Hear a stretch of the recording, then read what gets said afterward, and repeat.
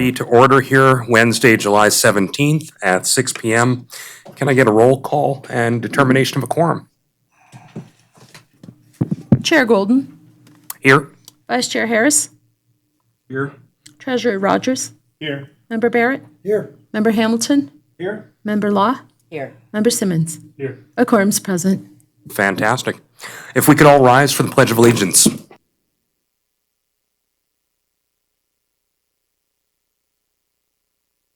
America, and to the republic for which it stands, one nation, under God, indivisible, with liberty and justice for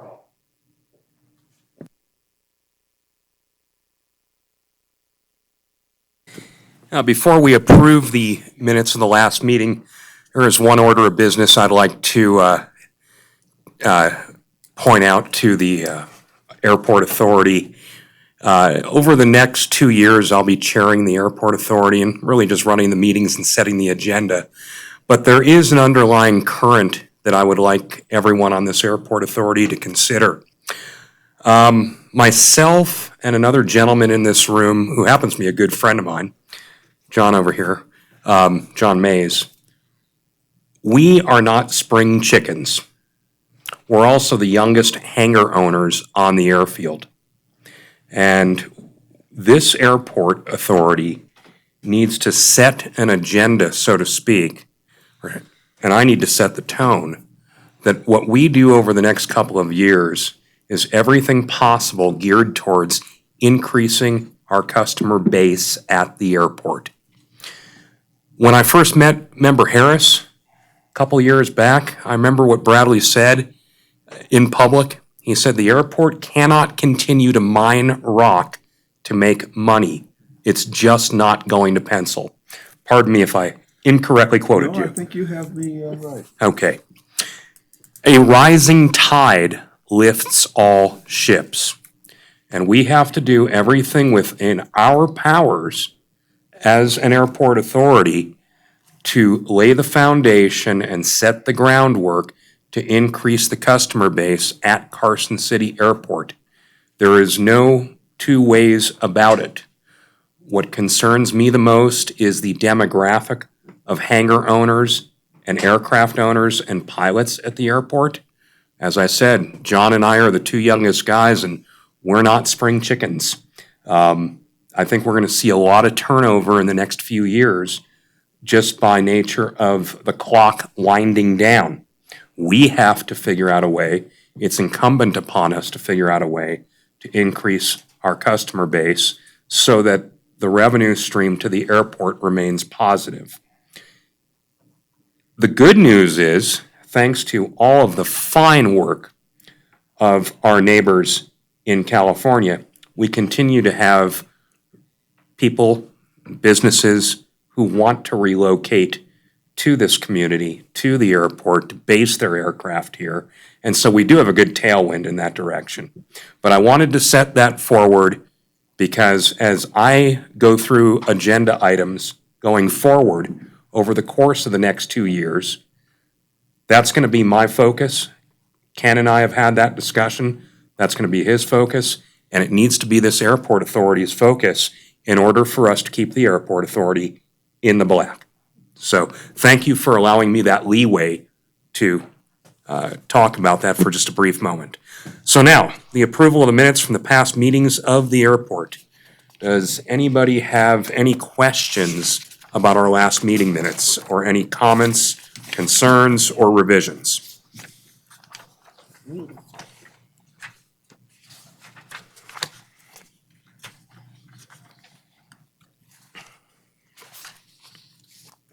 Anyone?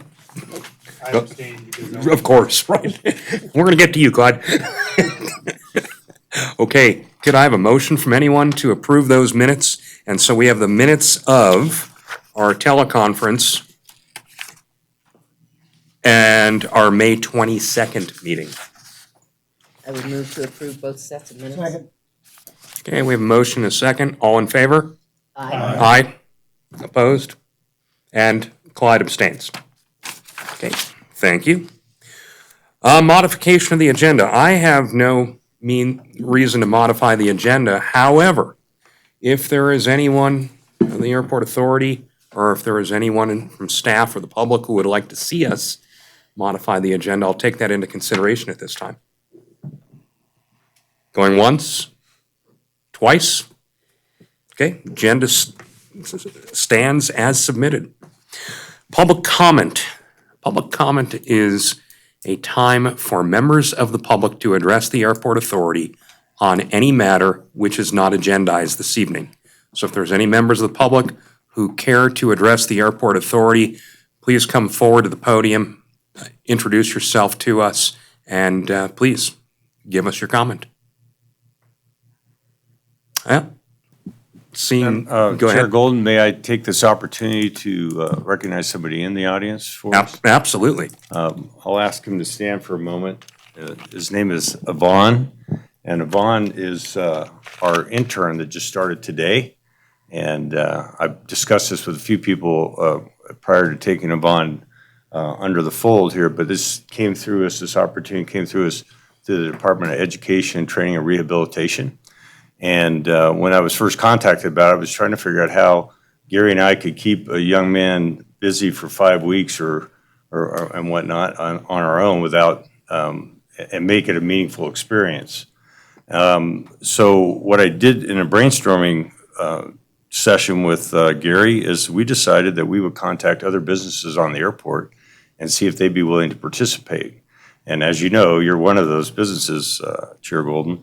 So what we've done is we have expanded the opportunity to be a week with the Airport Authority, a week with Carson Aviation Services, a week with Mountain West Aviation, a week with Cactus Air Force, and then he finishes up his internship with a week at Spec Line.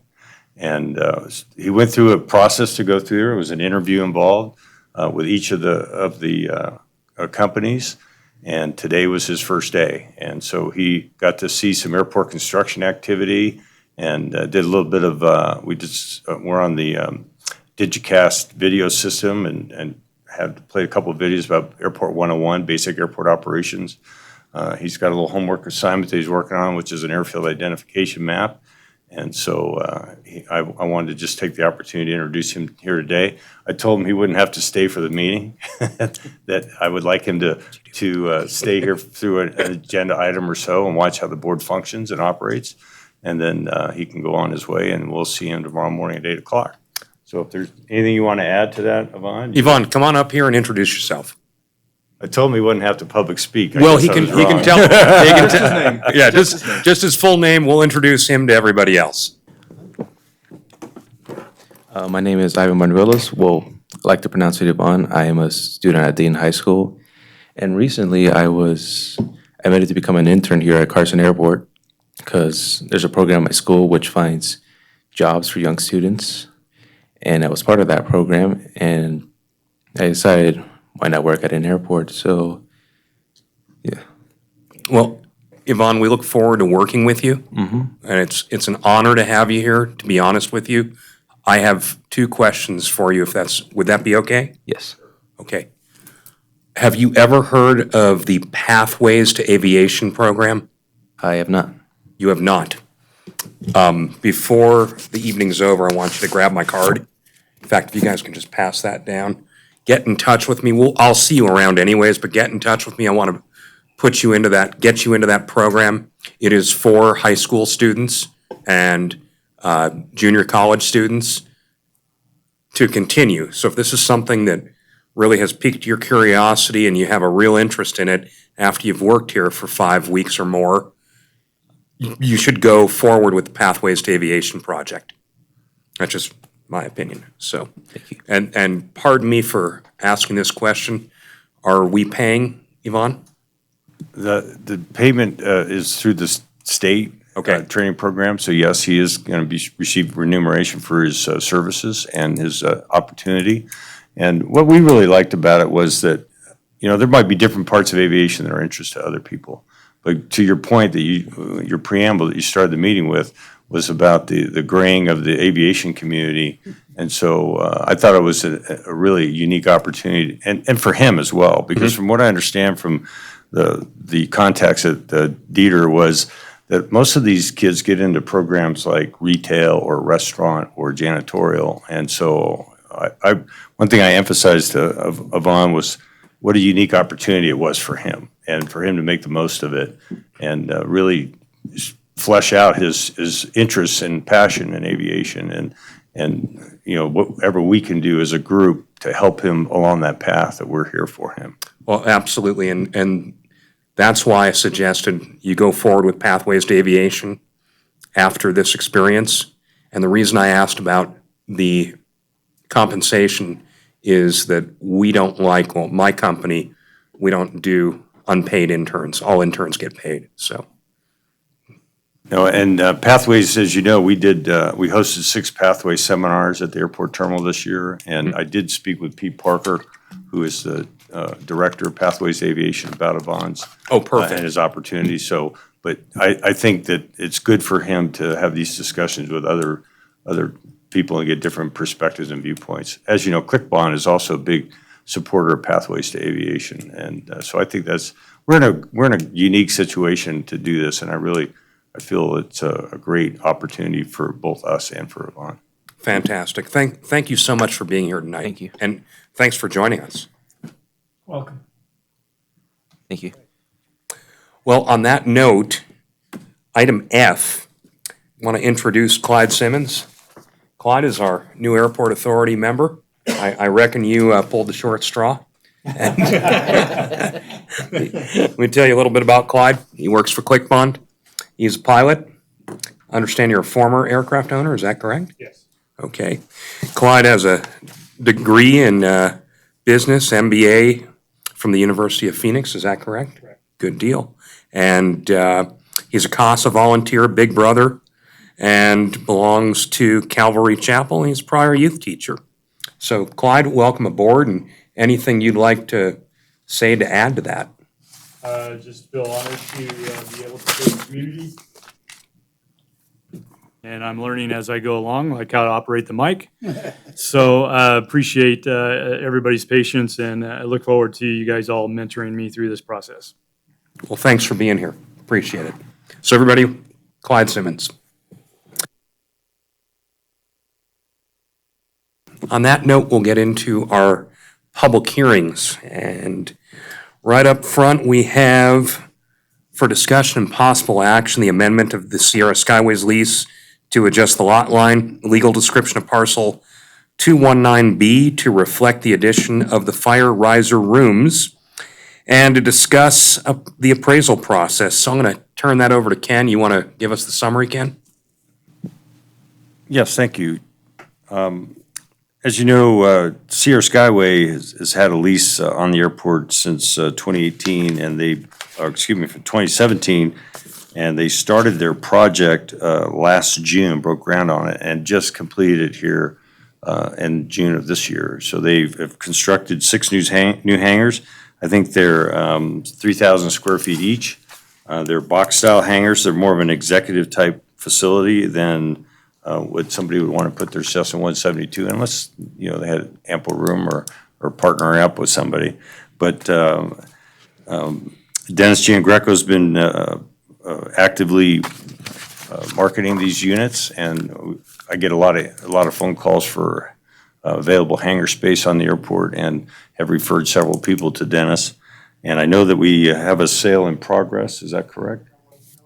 Yep, and this gentleman is relocated here with a Pilatus, a PC-12, so there's a new member on the airfield, and so we're excited about that. And I think this is a good opportunity now that he's got them completed and available for people to see him. I think there was another gentleman that was visiting this last weekend with a TBM that was looking at that facility, and so, but as part of his lease process, this is phase 1 of a 3-phase development. And or is proposed through phase development. And at the time of last August, we adjusted a lot line for another parcel for John Mays and to install his solar panels. And we were looking at Dennis's property project at the same time. There was an issue at that time with the legal description. That has been resolved. We have a copy in your board packet of the legal description and a couple of exhibits that should help define that parcel. But one of the things that wasn't identified early in the process was the installation of the fire riser rooms. And so that's the purpose of this discussion today, was to talk about the fire riser room. And there's a draft lease amendment that's also in front of you that was drawn up by Airport Council today or over the last couple of days, and identifies almost about 235 square feet of additional property on Phase 1 and 2. Under Phase 1, the square footage lease rate is about 24 cents a square foot a year. And then under Phase 2, it's an option payment that went into effect in June at 10 cents a square foot. So that total input, that number wasn't available to me yesterday when I got the board packet out, so it kind of left a blank there. But ballpark figures 34 cents a square foot times 285 feet, so about $600 a year, roughly, if I have my math right. Let me do that real quick, just so that I can fill in that blank later. And for our, you got that there? Go ahead. It's about $40. Oh, I'm sorry, I said two, that probably changed It's the whole about thing, didn't it? $40 a year, and there's Yeah, two I'm pieces, sorry one about piece that. at 24 cents and one piece at 10 cents. Got it. And so, and I plugged those into the final form of the lease amendment, so that's ready to go. Okay. Thank you Dennis, for did that. you have anything that you wanted to say to the board? Not that you're obligated to. You don't have to say a word. We understand what's going on. It's okay. You're good. I just wanted to give you the opportunity. You understand what's going on? Yeah. What's going on? Well, I think we may Go want to. ahead. Come on. I think we may, if I may, we may want to finish the motion on regarding the fire riser room and Yeah. then bring up the second part of the conversation. Go ahead. So that concludes my report. I do have a recommended motion that we move to approve the lease amendment and the legal description of the Sierra Skyway lease agreement. And that's the end of that memo. Any comments from the public on this matter or the applicant? Okay. Public? No, Not yet. we're waiting for, if anyone would like to make a motion to accept the lease amendment as submitted. I would move to approve the lease amendment and the legal description change of Sierra Skyway LLC lease agreement as Sec- outlined. Second, and I also want to say I'm really glad to know that our airport manager and I have the same math skills. Okay, we have a motion and a second. Any comments from members of the airport authority? Okay, seeing none, all in favor? Aye. Aye. All opposed? Okay, motion carries unanimously. Ken, So- you said there was a Yeah, second. the second part of the discussion, as indicated on the agenda, was to discuss the appraisal process, but also more importantly, how the original agreement was structured regarding the appraisal and the land lease. The land lease is about 96,000 square feet. And so at the time, there are utilities that were included in that property and were impacted by when the appraisal was done as a higher rate than there was you guys probably have a little bit more familiarity with this piece than I do, that there were some lease extensions that went on in around 2014-ish. I'm looking at legal counsel for a little guidance on that. 15? I think it was 2016. 2016. And there was a different rate for those extensions than was for the rate involved with Sierra Skyway lease. I'm going to allow ask legal counsel to kind of clear up any questions on that part. Well, actually, let me just summarize. When we did the extensions of the leases, we had an appraisal done, and the appraisal came in at 12 cents per square foot for undeveloped bare land. And because in that case, the tenants, that's what they got, undeveloped bare land, they put all their own investment into the improvements, including the utility infrastructure. In addition, at the time, they paid us an additional flat fee amount, an opportunity cost, which effectively made that rate 14 cents per square foot. I think it was less than 6 months later when an appraisal was done for Mr. Giangreco, or at least for us to put that property that he ultimately leased out to bid, and it came in at 24 cents. Now, we expected it to be higher than the 14 cents because that lot had infrastructure already built in. Before the prior tenant walked away from that lease, he had put in the water, sewer, all the underground utilities. So in that respect, it was a more valuable lot. At least that was our viewpoint. The appraisal, though, came in at 24 cents. It was a appraisal from a certified MAI appraiser. It was not the same appraiser. And Mr. Giangreco has asked on several occasions, hey, how come mine is so much higher? Why is 24 so much higher than 12 or 14?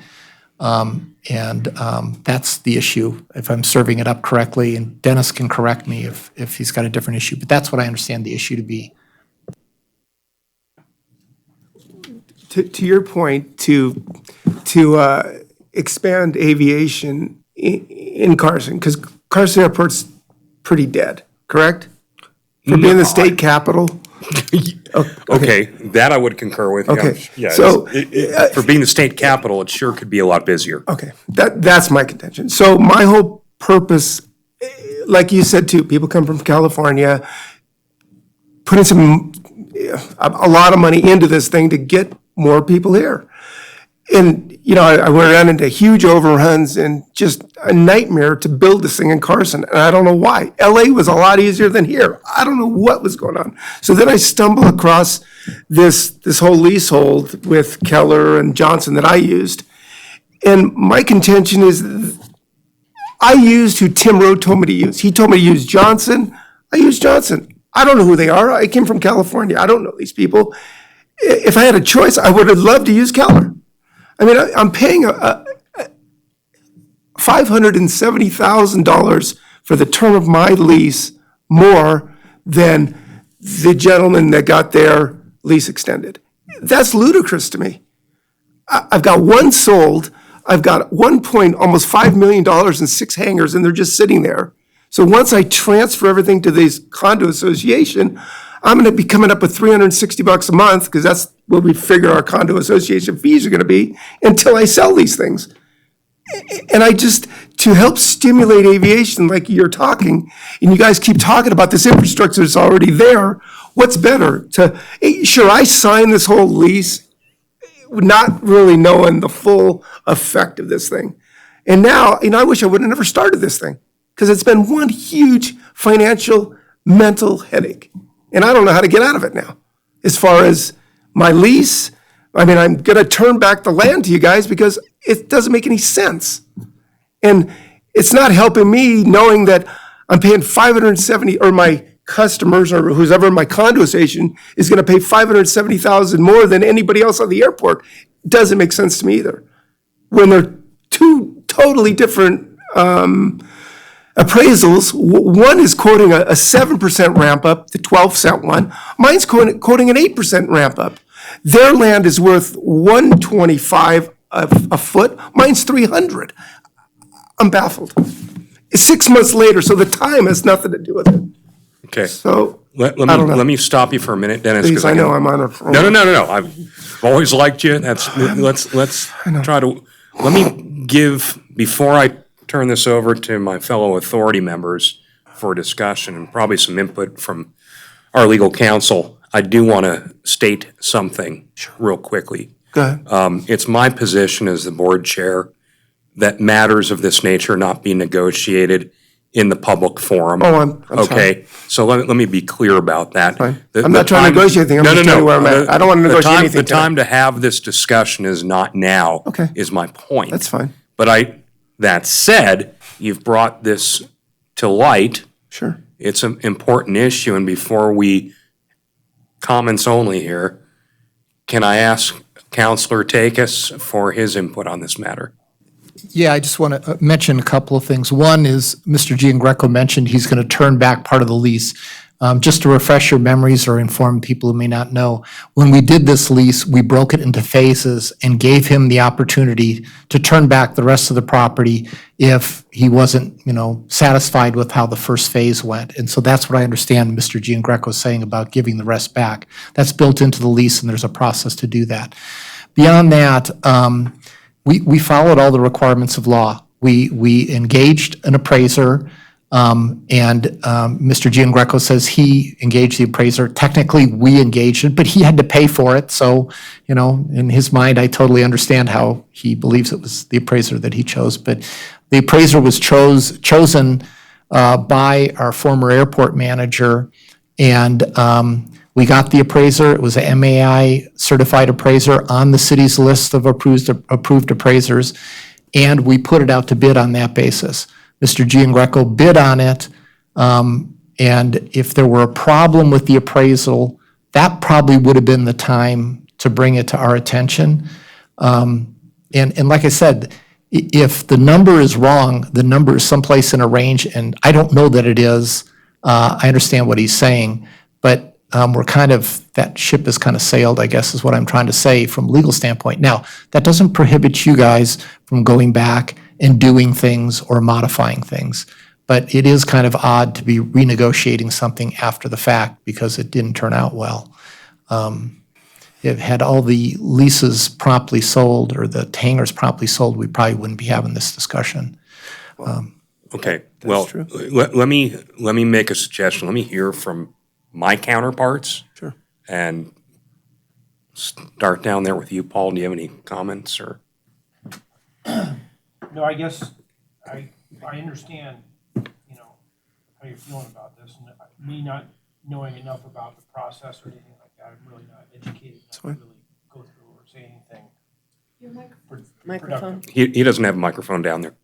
Turn on the window. He's in the short seat and he has no microphone. Should I say it again?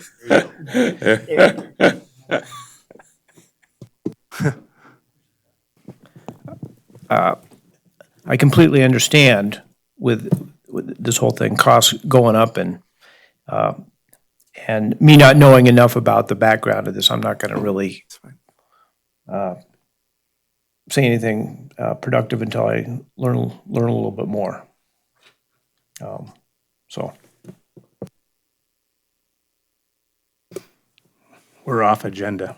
Yeah. Yeah, I mean, if this is an issue that wants to get worked, then it needs to be worked first at staff level, a proposal brought to the airport authority, and then we'll vote on it. But without any of that happening, there's nothing to be done. Right. And that's what I was trying to get to is we're not in a position to. You told me to talk. I wasn't. No, I understand. No. No, but you brought it to our attention, which is important. That's fine. Okay? Don't be discouraged by that. All right. Bradley, anything you want to add to this? I appreciate what you're telling us. I appreciate knowing it, that, how you see the process. And my feeling is if there was another source for us to look at and some comparison or somebody else that was saying, this is out of whack, then. But there was nobody else even bidding on this. I Nobody understand, was but bidding you on understand building anything. you understand what I'm saying is there's a single source saying that this is out of whack, and that single source has a strong financial interest in it. So we would have to have some sort of, before I would want to talk about it further, there'd have to be some sort of independent data to say this is a problem for us. Otherwise, I just don't think it's appropriate for the board to reopen any of its contracts, be it this one or any other. But as I said, I appreciate knowing it, and I also am interested if there is some sort of third party that has information about this that says this just didn't make sense or something was wrong. I'd like to know about it. Me too. I side with Mr. Rogers that this would have to be agendized in order for us to discuss it more. And I think that that is something that can be done in the future. And in the meantime, there can be some investigation done in outlying areas to see if other appraisals were done at a similar time. And that's my only comment at this point. That's good. I don't have anything to say. I agree with what everyone said up here about it not being agendized and has to go through staff first if we are going to have something. But I do have a question. Sure. For Mr. Giangreco. was a little confused by what you said about turning the rest of it back, and that's your, In the obviously, lease- it's already in the contract. Yep. Are you saying you're going to do that, or you're just Well, contemplating it? I've been advertising them for a year. I've got one sold. Once I turn it over to the condo association, which, so I can get APN numbers, I'm gonna be paying the association fees on 5 hangars until they sell, because I gotta put it into the, I own 5 of the Mountain View No, Community Association hangars. my question was, have you made a decision on Yes, turning it back? Yes. For certain? yes. Okay, thank you. I have nothing to add at this time, thank you. And I want to make something real clear here to you, Dennis, because don't want to offend you or put you off. This was agendized as just a discussion item, Sure. not an action item, okay? And I'm going to give you a very small tidbit of advice between maybe now and our next meeting. Perhaps do some due diligence, and if there's something that can be agendized or should be agendized, perhaps it would be on the next meeting, Can do that. okay? Sure. All right. Ken, anything you want to add to that? I just, Steve? this is Steve. I just want to add that we would have a separate agenda item for him turning the lease back if that's his ultimate decision. And you're correct. The thing that was agendized here was to discuss the appraisal process. And so we really couldn't take steps on changing any kind of contract at this point. But if there were something that you wanted to direct us to do in terms of the appraisal process, we could do that. I think that's up to the applicant, the leaseholder.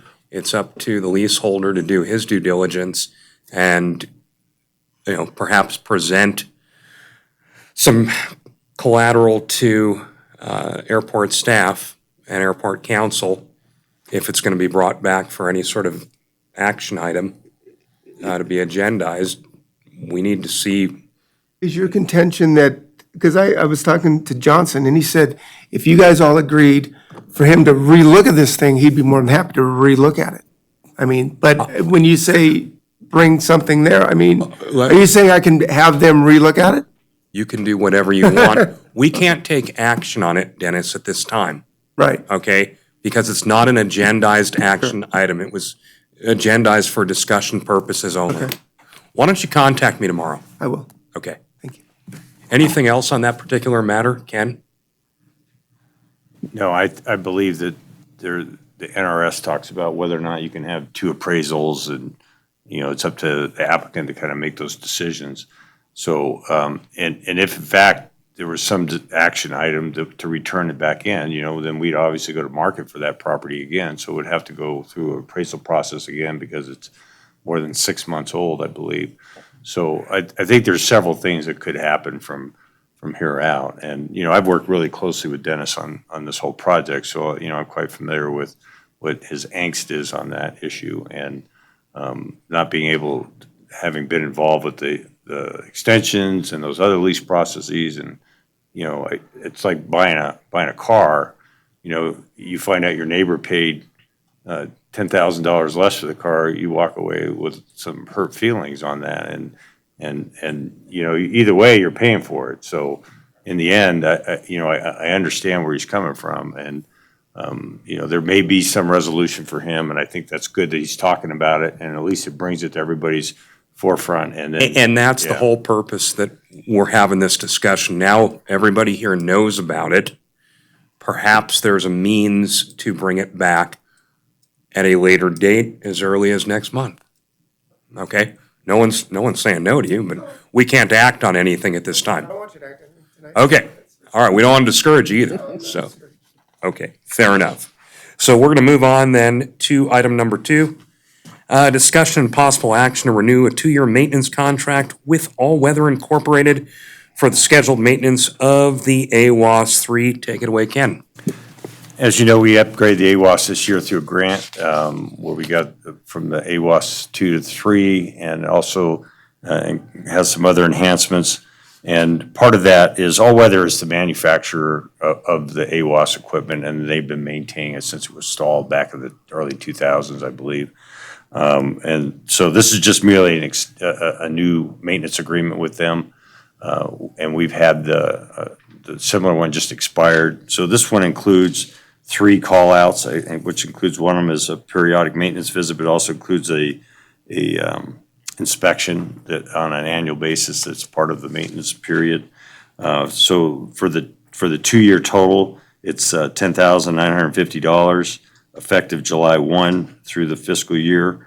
And I believe our AWAS maintenance budget, which includes unscheduled maintenance, is about $8,000 a year.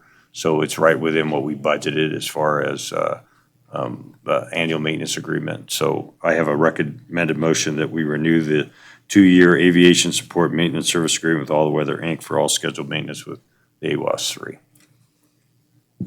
Okay, before we get into any discussion, any comments from the public on that matter? Dennis? Okay. How about we'll start on this end. Clyde, you have anything to say?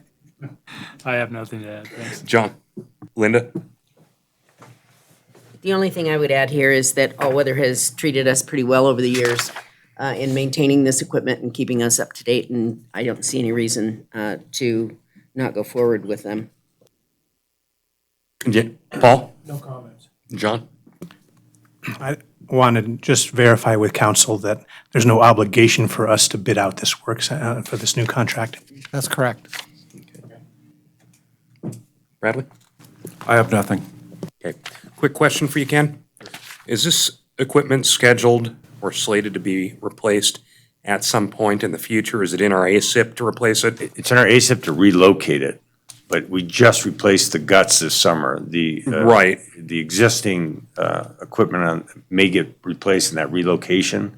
That'll be probably a time to look at.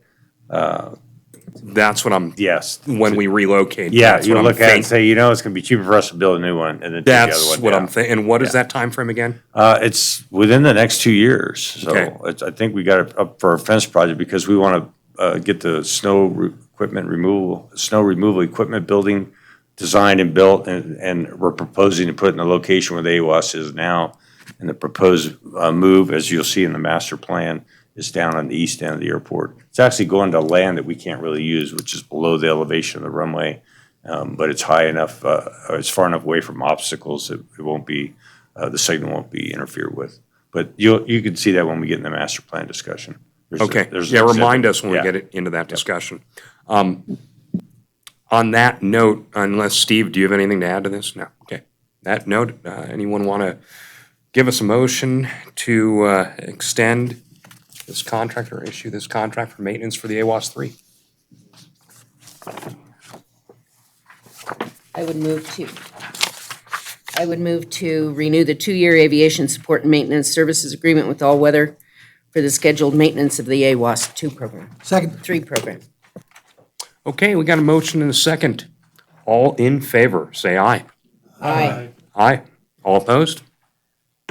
I'd say that motion carries. Okay, thanks. Thanks, Ken. Item number 3, for discussion and possible action regarding the equipment rental agreement for a tractor from approximately August 1st through October 31st of this year. And Ken, can you give us the options for the seasonal equipment replacement? Thank you. As you know, last meeting, we discussed a similar situation about replacing the equipment, and we identified a couple of different options for that. The board asked me to go back and look at some other possibilities, whether or not we could go out to bid and have a contractor do that on the seasonal basis. And so we followed up on, the airports, and myself, Gary Province, solicited some bids from various contractors if they were, 1, interested, and 2, if they were capable of doing it. And the basic feedback we got is, well, if we get a long-term agreement, we'll go out and buy a tractor and then we'll mow it, but we're not gonna do that unless we have a long-term contract. So I guess the option really before the airport authority is whether or not we wanna do something short-term for the season, which is really my objective at this point in time, or we wanna go out for bid for either a contract to do it for us, or to procure a new piece of equipment, new apparatus. The reason that I believe the lease angle is good is it's a short term. Last meeting was May, we were talking about this, so we're already farther down the season than we want to be. And we'd like to have the option to extend in November if the weather's favorable. Our objective is to get the sagebrush down, and the remaining sagebrush in the triangle area, the area along Taxiway Bravo, and then down along the east end, the riparian zone, kind of down by where the houses are off Bowers and Apollo Lane. And then since that time, the growth along the runway taxiway has occurred, and we're getting some obscuration of our taxiway and runway lighting. So it's imperative that we get something done. And with that being said, there are two options. The options is the John Deere equipment from Renner Equipment out of Urington, and they've offered that if at some point we end up purchasing that equipment, that they would apply the rental payment towards that purchase. It's about $100,000 present market value. The other option is from a garage company out of Smith Valley, and it's a different manufacturer. It's a Case Farmall.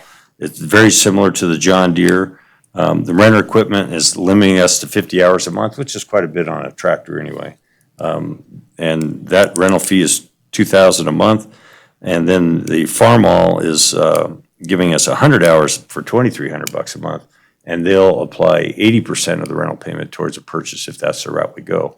However, per the NRS, to go through equipment purchase, we have to write a bid, a spec, and have people come out and make a bid. These two pieces of equipment may or may not be available, so that purchase might be moot in that respect. The bidding process is pretty defined in the NRS. So if it just so happened that it was one of those pieces of equipment, then that'd be great. The interesting thing about the Farmall unit is it's only got 354 hours on it, so it's basically brand new. The Renner one has a little bit more time, and it was used for snow removal last year. Other than mowing, we use it for, the airfield maintenance use it for other things too, like landscape and hauling debris off the airport, cleaning out ditches and that sort of thing. So it does have more use than merely mowing sagebrush.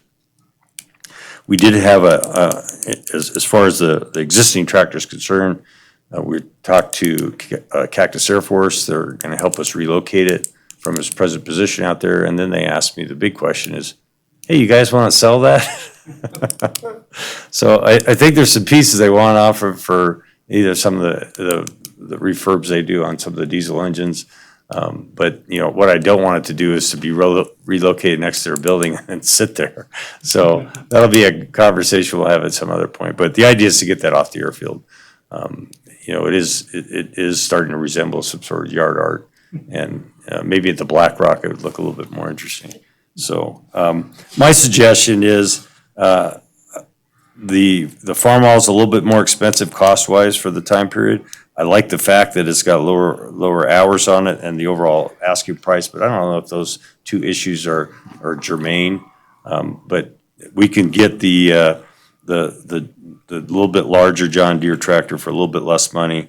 So I kind of feel like that's the option I would go with. So I just am asking the Airport Authority Board to approve airport staff to make the final identification and get the agreement determined and not to spend more than $10,000 for the remaining of the mower season. Okay. Entertain comments from the Airport Authority. I know, Linda, you were wanting to say something. I have one question, and that is, both of these are in outlying areas, and how did it compare to what you found locally? Renner kind of operates in different parts of the state, but we went through equipment rental companies too, and nobody really has something that fits that type of operation. So it really became a tractor thing. And so these guys are servicing the agricultural area, and these were the two options that we kept. We had a third one that was out of Mammoth, and it was a tractor they used in snow removal, but it sounds pretty long in the tooth, got over 5,000 hours on it, and they didn't want to really rent it, they wanted to sell it. And so, that option didn't really become acceptable either. But I was a little bit remiss, if you look at the motion, this is where my real focus wants to be, is that we develop a capital equipment replacement plan for not just the tractor, but the snowplow, and as well as the utility truck. And that's just kind of an approach as far as our strategic plan goes and maintaining our facilities and equipment. But this is a good time to talk about it, so I just thought I'd bring that out as a point of discussion. Okay, thanks. Clyde? Ken, the implements for the tractor, is that all inclusive or is there going to be additional costs? Actually, our mower blade is still usable, and so it'll fit to what they call a PTO that's on the back of the tractor. So it'll be able to use the equipment that we have. And we had just sharpened the blade on that and did the service to the mower before it went down, and so it's in good shape. Bucket, I don't know if that'll float over, and I don't recall off the top of my head if I think they both have a bucket on them currently because they're both used equipment, and so they've been out in the field, and the bucket was, I believe, with it. John? Bradley? Yeah. So Ken, when I was reading the board packet today, you talked about what happened to our tractor, right? Had a fire that I read. Yes. And so then I think insurance claim. And for my car insurance, that includes rental of equipment until we get a replacement pieces. Where does that fit in the mix? Well, we have several policies on the airport that cover various things. The aviation liability is probably the biggest policy, but there's policy on the utility vehicle, and there's a policy on the AWAS and covers the beacon and covers some of our fence, but the tractor and the snowplow aren't on those. And so one of the things that I had mentioned previously back in March is that I contacted a company called AJ Gallagher to come out and to do a risk assessment on behalf of the airport authority. And so that's one of the things they've done. I've sent them all of our policies. They've done the review. The last piece they asked us for is our agreements to see what kind of insurance limits we ask our tenants or businesses to have. And so they're in the process of doing that review. We were going to have them on the agenda today, but the agenda got a little bit packed. And so we decided we're going to move them to August about the overall review of that. So as a second piece to just getting the mower done, there was no coverage on that. It was a very used piece of equipment. We bought it used at the time. And if there was, I haven't seen a replacement component in the other agreements, but AJ Gallagher may have a better view of that. In the end, with our liability on it, it may not really have amounted to much. It could have been a few $1,000s. It may have covered our rental. But that was one of the pieces that we've identified, that the airport has a little bit of risk, is that not all the policies are probably have the coverage that they really should. So by going to AJ Gallagher and having them do a review, I think is beneficial to the organization and just making sure that we have proper coverages and limits and getting the best value for both our equipment and our liability coverages. Paul? No comments on that. Okay. I have a couple comments on this. Number one, I have a concern about this because when it comes to capital equipment, as a business owner, I just have a real hard time leasing equipment. The lease never ends up to the benefit. I shouldn't say never, but at least in our case, it never ended up to the benefit of the lessee, but always to the lessor. I would hate to see this airport be encumbered by a $10,000 to $12,000 to $15,000 per annum lease payment for this going forward. And it almost seems to me like if we approve this, we're setting a precedent that, well, next year it's going to come back. And one of the things I'm wondering is, have we contacted Carson City, maybe Department of Parks and Rec, see if there's any excess equipment that the city has? Have we contacted the state, see if there's any excess equipment that they have, as opposed to giving someone, a company, $10,000, not that I begrudge private industry, but to give a company 10,000 hours to lease this piece of equipment for use for a few months to cut down scrub brush just doesn't make sense to me. And If it were my property, I wouldn't be doing it. It's not my property. But it seems to me there's some other avenues that need to be looked at, including getting in touch with the state, maybe with NDOT. I gotta believe NDOT has something out there like this for use, maybe with the city, and see what's out there before we do this. And again, I don't want to see it setting a precedent where next year we're having the same discussion, because then that's $20,000 or $24,000 at that point, because we're only getting used to this for a few months. Well, I'll be happy to comment on a couple of those. The city, and without having a direct conversation about the tractor in particular, their equipment is full use, as is NDOT. And NDOT's, they do have a very nice John Deere I've seen out on 395 through Washoe Valley cutting brush down there, and I'm sure that's a pricey model. And if we were to write a bid now and go out to bid, we could probably get that done within 30 days, and we make a purchase. It's going to be September-ish before we take delivery. That's saying everything goes right. We get the bids we want, we find the equipment we want, and we decide to spend the money. That's why I only am looking to do this for this season. I have no interest in doing this on an annual basis, nor do I have an interest in hiring somebody to be out on my airport that I don't know operating in a movement area. So I have no interest in that at all. So as far as the scrub is concerned, anything I've grown along the runway's got to be done on a regular basis. Runway lighting, excursion from the runway, the liability we assume if somebody leaves the runway and hits something, starts a fire, a piece of sagebrush, instead of it lighting up a tractor, lights up an airplane. So the liability is really high on our part. And this is part of our risk review, our risk management review. So I think, just from my perspective, I'm not a big fan of leasing. I don't lease cars. I don't do things on these short-term basis like this. I see this as a unfortunate situation and a relative emergency in the respect that there's maintenance that needs to be done in our airfield.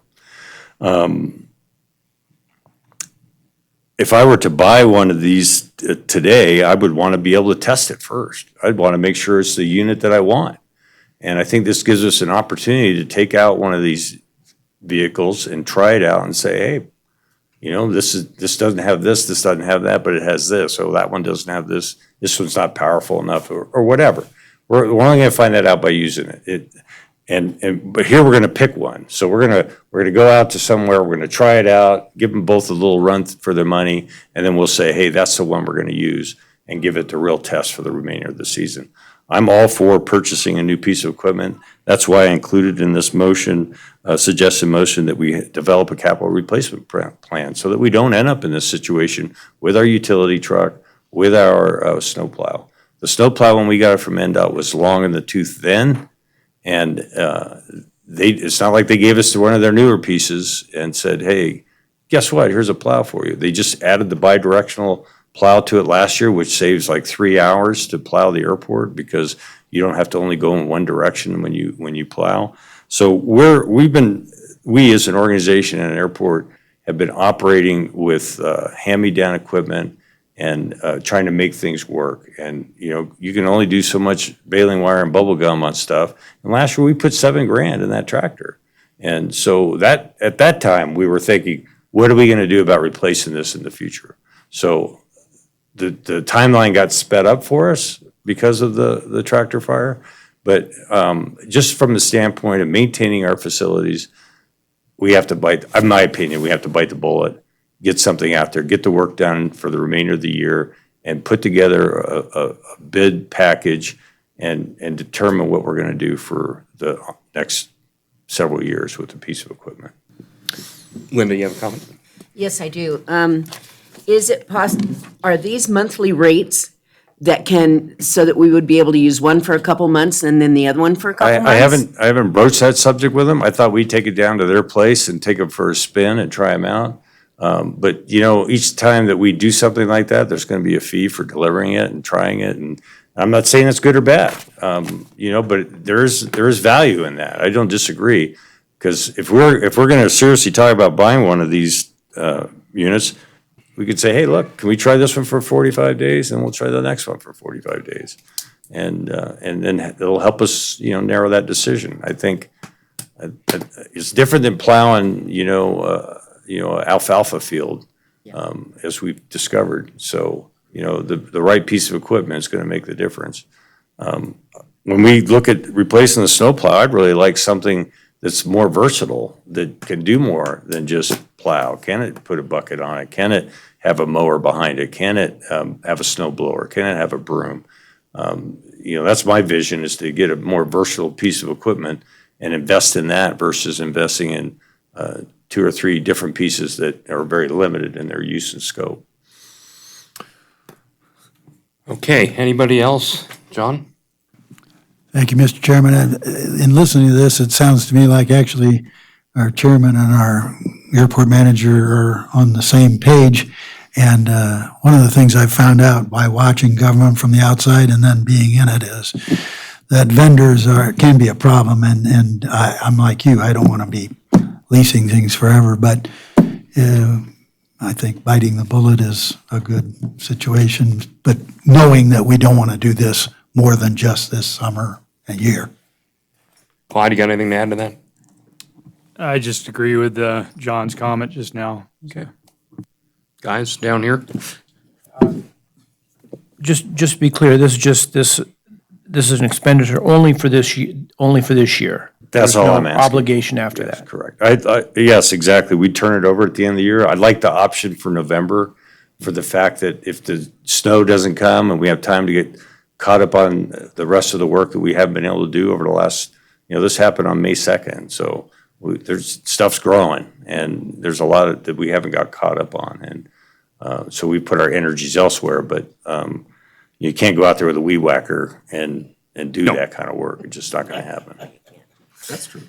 So with that being said, that I would like to add that I put my energies in front of the board now and say, hey, let's put a capital equipment replacement plan in place so we know what we're doing. Okay, I see that as 2 separate items here.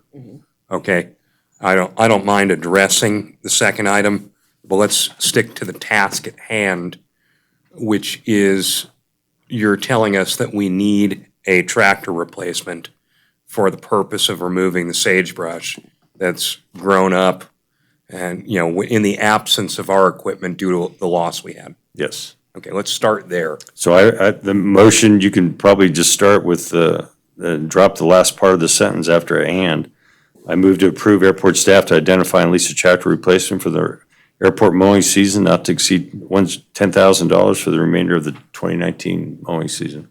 And let me suggest, if anyone's going to make that motion, to include the word "current" for the current airport mowing season.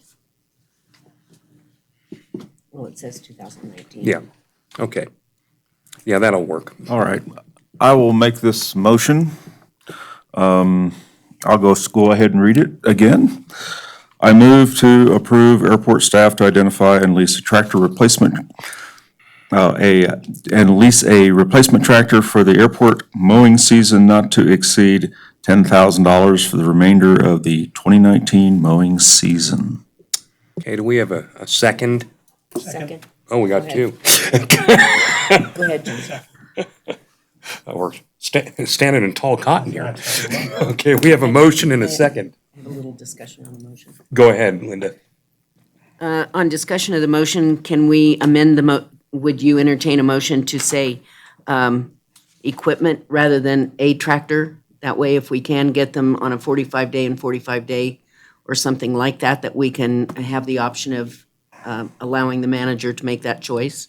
I found that a very entertaining idea, and I entertain it.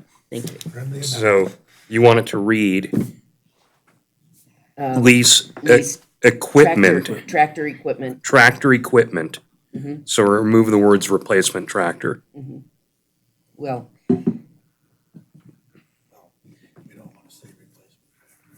Yeah, no, it's, right. It Okay. should say identify and lease tractor equipment for the airport mowing season for 2019. let me reiterate it for the Absolutely. airport authority. So the motion is to approve airport staff to identify and lease tractor equipment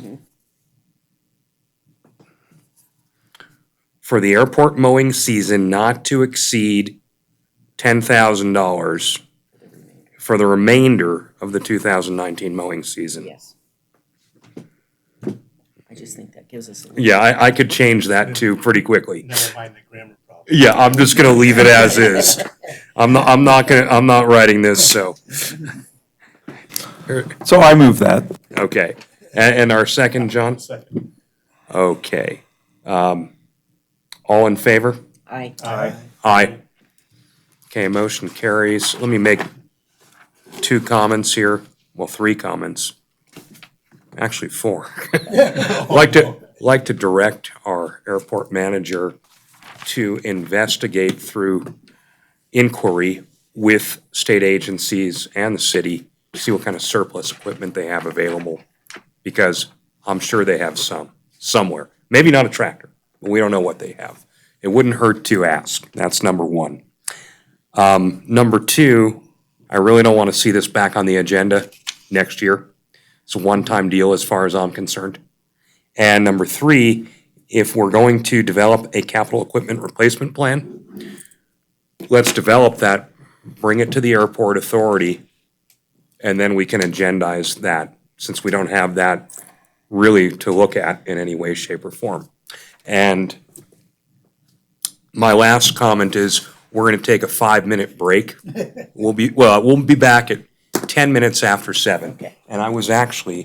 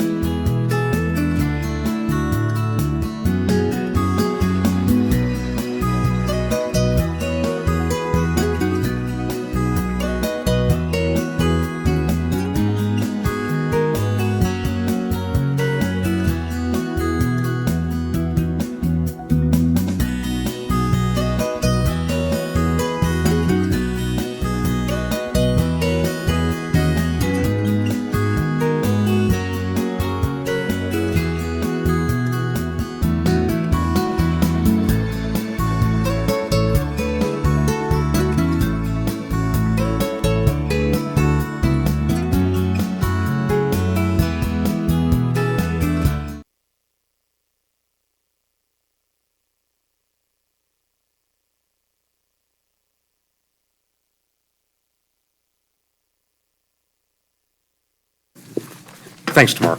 We're back in session at 16 minutes after the hour, and we are moving on to agenda item number 4, review final draft for the strategic plan and approve the airport authority priorities for the subsequent fiscal year. Ken? Thank you, Chair Gold. Let me get to the strategic plan page real quick.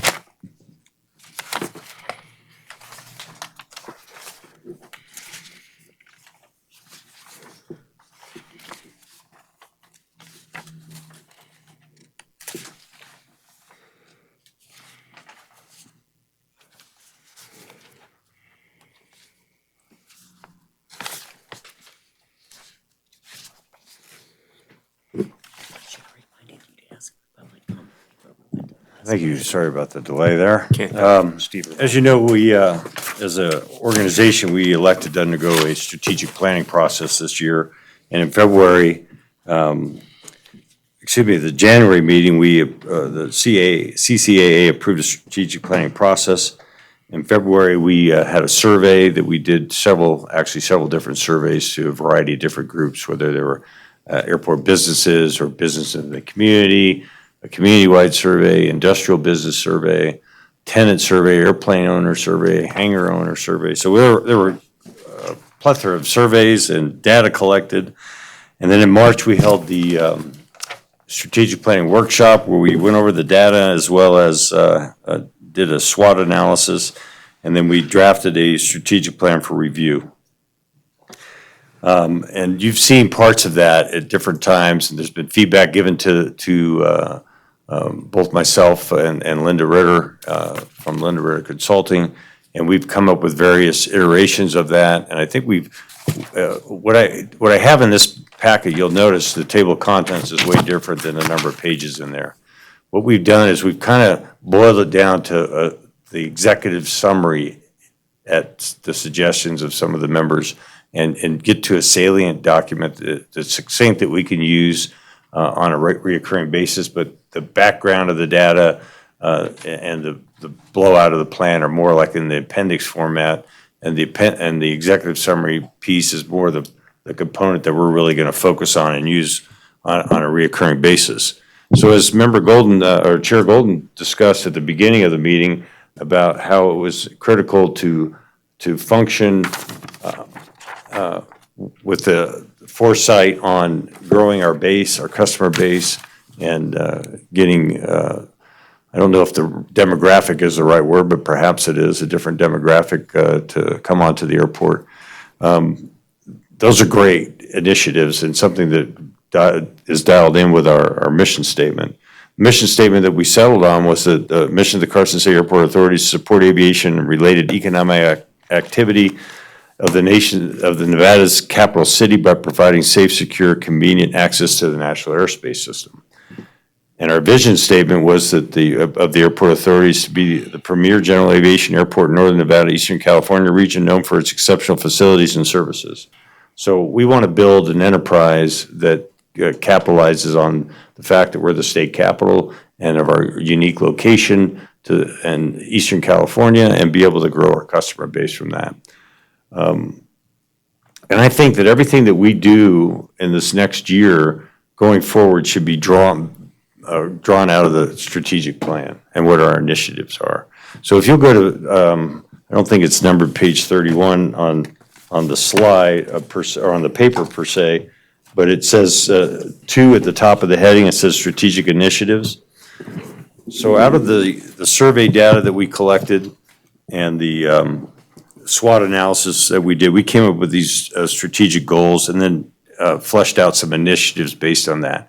What these really are is the board is going to set the implementation plan. And there's a short-term goal, which is an annual plan that we'll focus on. So let's say, to Member Harris's point earlier in our discussion about this, was that maybe there's just 3 things that we focus on in that 1 year that we put our initiative, our resources and our time on.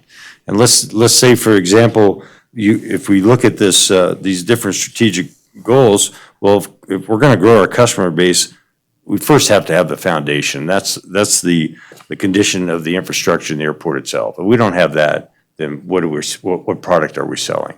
And so a good example was when we did the budget. We set certain initiatives in place in the budget to preserve the foundation.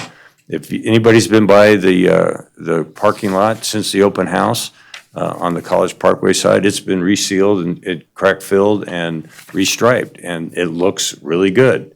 And, but the bigger piece about that is it's gonna last longer. So we're gonna have a parking lot that we're not gonna have to replace as soon as if we just let it go.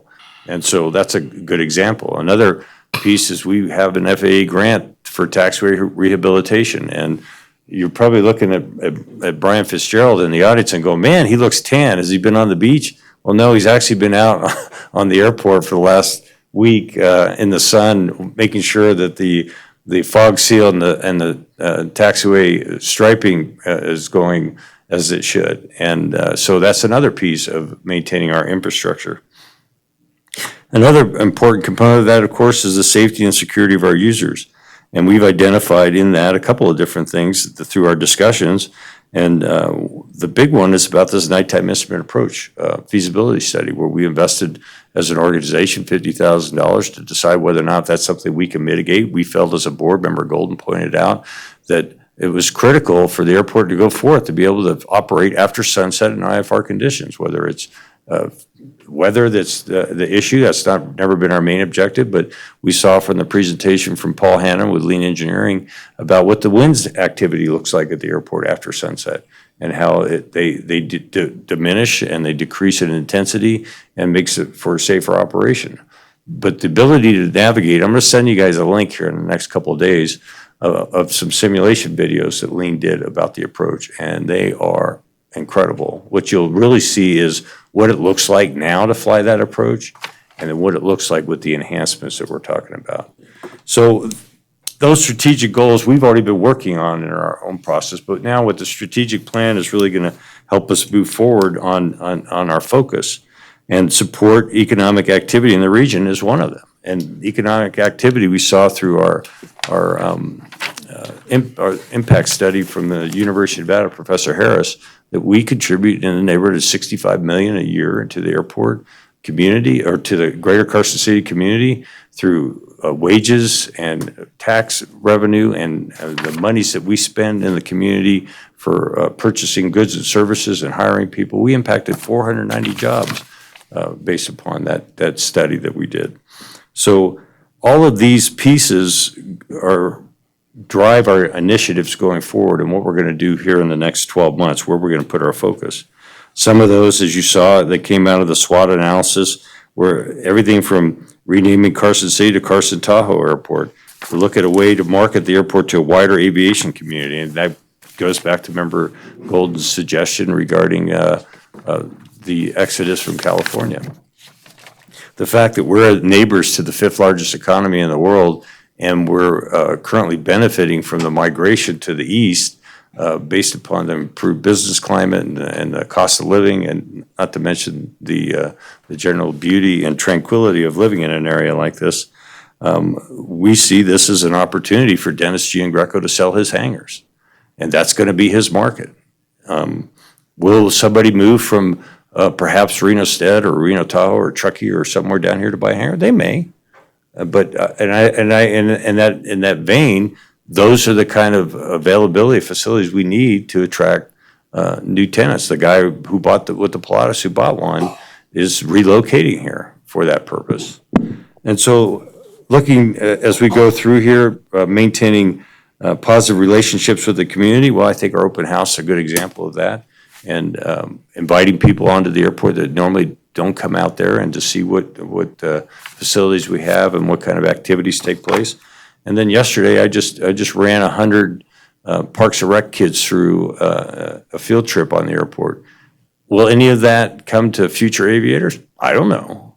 But if we get the bug early, if we get their excitement level up about it, and as they get older and they come back to the airport or they go on a flight somewhere, that may just in fact spark that. I had a conversation with one of our tenants here just last week about his son, who's 21 years old, who just got hired by Compass Airways as a first officer. The kid's got over 1,700 hours in his short 21 years. That's our future. You know, you got to get him early, you got to get him young. He showed me a photo of a gap-toothed kid with a headset on, 6 years old, sitting in the front seat of his Bonanza. And now this kid's on his way to be a first officer. that's where that's going to come from. So Ken, on the strategic plan draft here, is it your intention that we discuss it as, authority members and? Here's my intention today. What I'd like to get from the board, it doesn't mean that you're taking this 5-page memo and approve the strategic plan today. But what I want to do is to get you the document, look at the way the executive summary is broken down, approve the document, and then we don't have to develop the first year implementation goals at that meeting. But that's where we should be headed. We should be looking at these strategic initiatives, pulling off, perhaps it's 3, and putting them in some sort of order of priority that we're gonna focus on. If it's marketing to new tenants to move here, we've got to have hangar facilities for them to move, or them for sale. Question. Yes, sir. This is Member Harris. So another way to put it is that what's shown as page 17 is an example of what the implementation schedule might look like, but it's not something you're proposing. I'm not saying that this is what you're voting on today, Okay. correct? Yeah, that's where I needed some clarity from you. So I just want to put some emphasis on this, that, hey, we've been working on this for 7 months. It's time to come down to a final decision on what the final draft's going to be and put it into practice, because we can come back and we can talk about various sentences and paragraphs and other thoughts and pictures and diagrams, but we need to get down to the nitty-gritty. So my goal is to email a link to the final document. The executive summary will be up front. The initiatives are laid out, and have myself and Linda develop the annual work plan for this year, and that we identify those options, that we get to work on it and put our resources in behind those options. Okay, and so measure our performance So at what the you're end of the looking for year. guidance then on is format, not content. Is that correct? Format was breaking out the executive piece and then leaving all the other supporting documents and stuff to the latter part. You're not going to see it in this page. The executive piece should be like this, 5 pages that we're trying to get to. And then we'll have the supporting documentation that'll be the remainder of the plan. But the implementation, the strategic initiatives, the implementation schedule, or the annual work plan and the 5-year implementation schedule gives us a path forward for the life of this plan, which is about a 5-year lifespan. And so that's where I'm really looking for the board's guidance. But I also want, I want you to read that part through and then say, hey, this is something that we're going to be able to put into practice. And we come in on the August meeting, and we are taking a vote on this is where we're heading. We're on the right path. Give me feedback in the interim as you read through that, so that we're not going through another session where we're talking about this page and that page, but really just focus on the annual work plan, the initiatives, and the 5-year implementation schedule. Okay. So, and that's why this is really not an action item, but it's a direction to review. Exactly. Thank you. Linda? One thing I would ask, in looking through this that is attached to our packet, I had printed out page 17 earlier today in color, and the only thing that I'm concerned about, as is the chairman, is those coming up from youth programs. Right. And it bothers me on this page that the item under promote aviation, create opportunities to show the latest in aviation to area youth is considered low priority. I would like to see that moved up to at least medium. Well, and I don't disagree. Yeah. Some of our discussions have been, how much can we as the Carson City Airport move the needle on a national scale? Well, how much are we going to move the needle with Yvonne? Yeah. Maybe that's one guy we impact. Maybe one of those kids that came through the program come in there. But what's going to be a higher priority? Is it going to be a higher priority of marketing our available land, or attracting new tenants, or marketing directly to those? So just in the scope of those things, that's where the board needs to decide annually, these are the 3 things. Can you fit these other pieces in? Yeah, absolutely.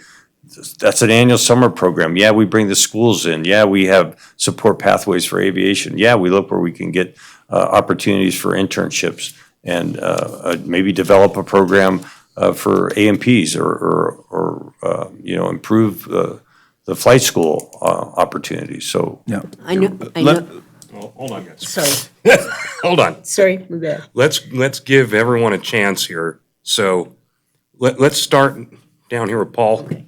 Start down there, and then we'll work our way down to Clyde. Go ahead, Paul. Well, why don't you go for it? I just have Go ahead, Bradley. one comment that might clear up some of this question on the schedule, and that is using the term low priority is probably not appropriate. And I mean, if it's in a strategic plan, it's probably not a low priority. But we could, we can say, we can call it something else, but we do have to, more than anything, just, target what it is we're gonna do year to year. And, we can call it level 1, level 2, level 3, and the label low priority is probably where the problem lies. Looked like you were about ready to say something. Okay, so I'm just trying to wrap my mind around this. Are we going to get a chance to approve a formal master plan, and if so, when? My proposal is that the strategic plan, plan. the full strategic plan be available in the next week. I send it to you, you review it, and then at the next meeting, you can give me feedback during the period so we can make adjustments and fine tune it between now and the next meeting. But the next meeting, we have a document that the executive piece is really where we're gonna put our efforts behind, because that's gonna be our guiding document. So that when we come in here to a board meeting, that I write a memo on something, we go, hey, this supports our strategic objective of X. And this is why we're doing that. Okay, and let me clarify something. Ken's gonna send out a link to this plan, or he's gonna send us the plan. As Airport Authority members, I'm asking you, as the Airport Authority Chair, to everybody sitting up here, to review that document before you get here in the August meeting and send your feedback back to Ken so that we don't have to have a 30 or 40-minute discussion or an hour-long discussion on that matter. And then will there be an agenda item in the next meeting for us to approve? Absolutely, you're gonna approve it or you're not. Great, okay.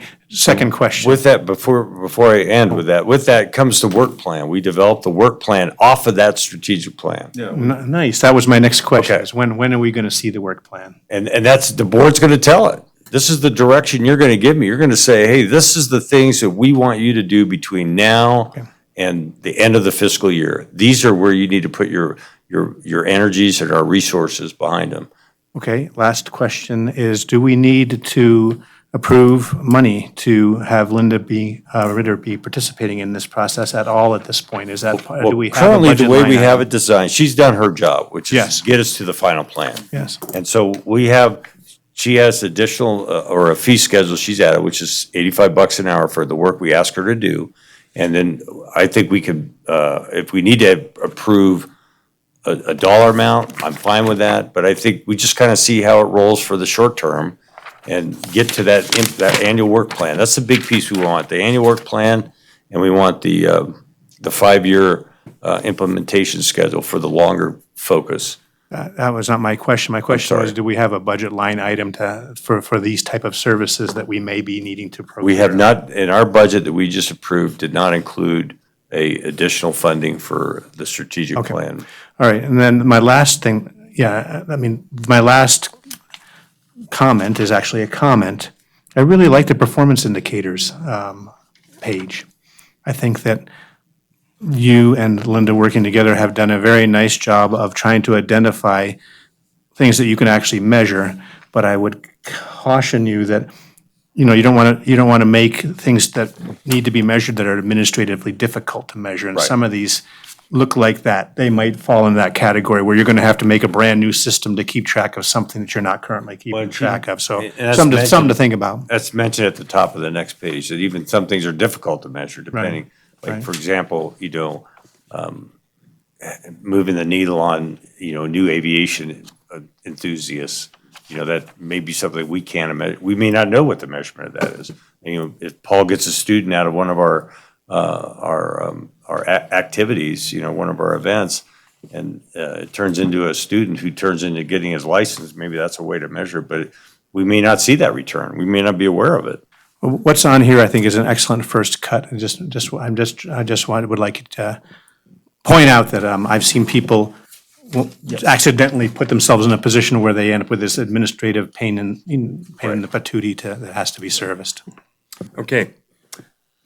John, Linda, go ahead.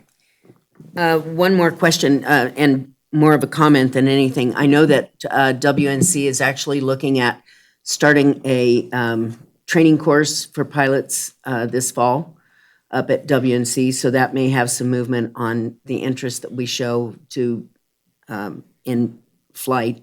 The other thing is, be cautious when you're responding to Ken on whatever he sends to us, not to hit the reply to all button, because we don't want this to turn into something that violates the open meeting law. Make sure that your comments that go back to him are directly addressed to him.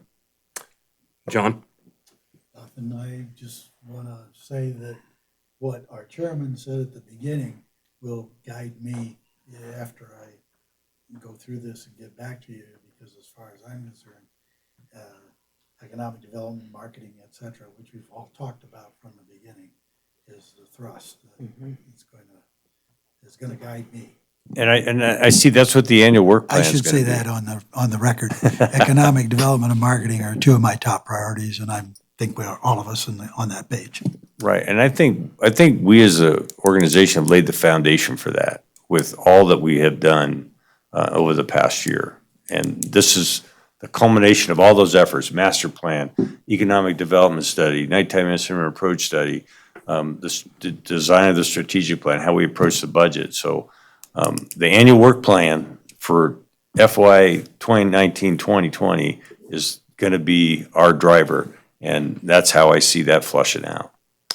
Clyde, you got anything to add to the discussion here? Yeah, I would just, I read through the draft dated 5/9/2019.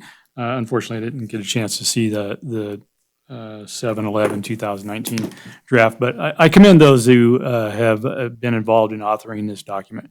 It's very, as a newcomer, I was very impressed with the work that was done there, and it helped educate me and see a better focus for the direction of the airport. And I think it's a great document to stimulate some dialogue around that, and I look forward to talking further with Ken about that. Okay, so to sum up here, sorry, Paul, go ahead.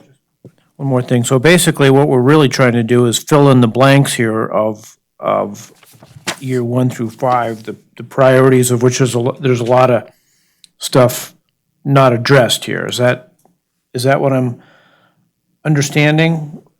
Part of what we're trying to do here, the input is. Let me comment a little bit, just if you will, from an HR, or human resources, or a performance management system, or something like that. This, first of all, that's just that page. That page 17, I think, is just an example, and we've clarified that's just an example.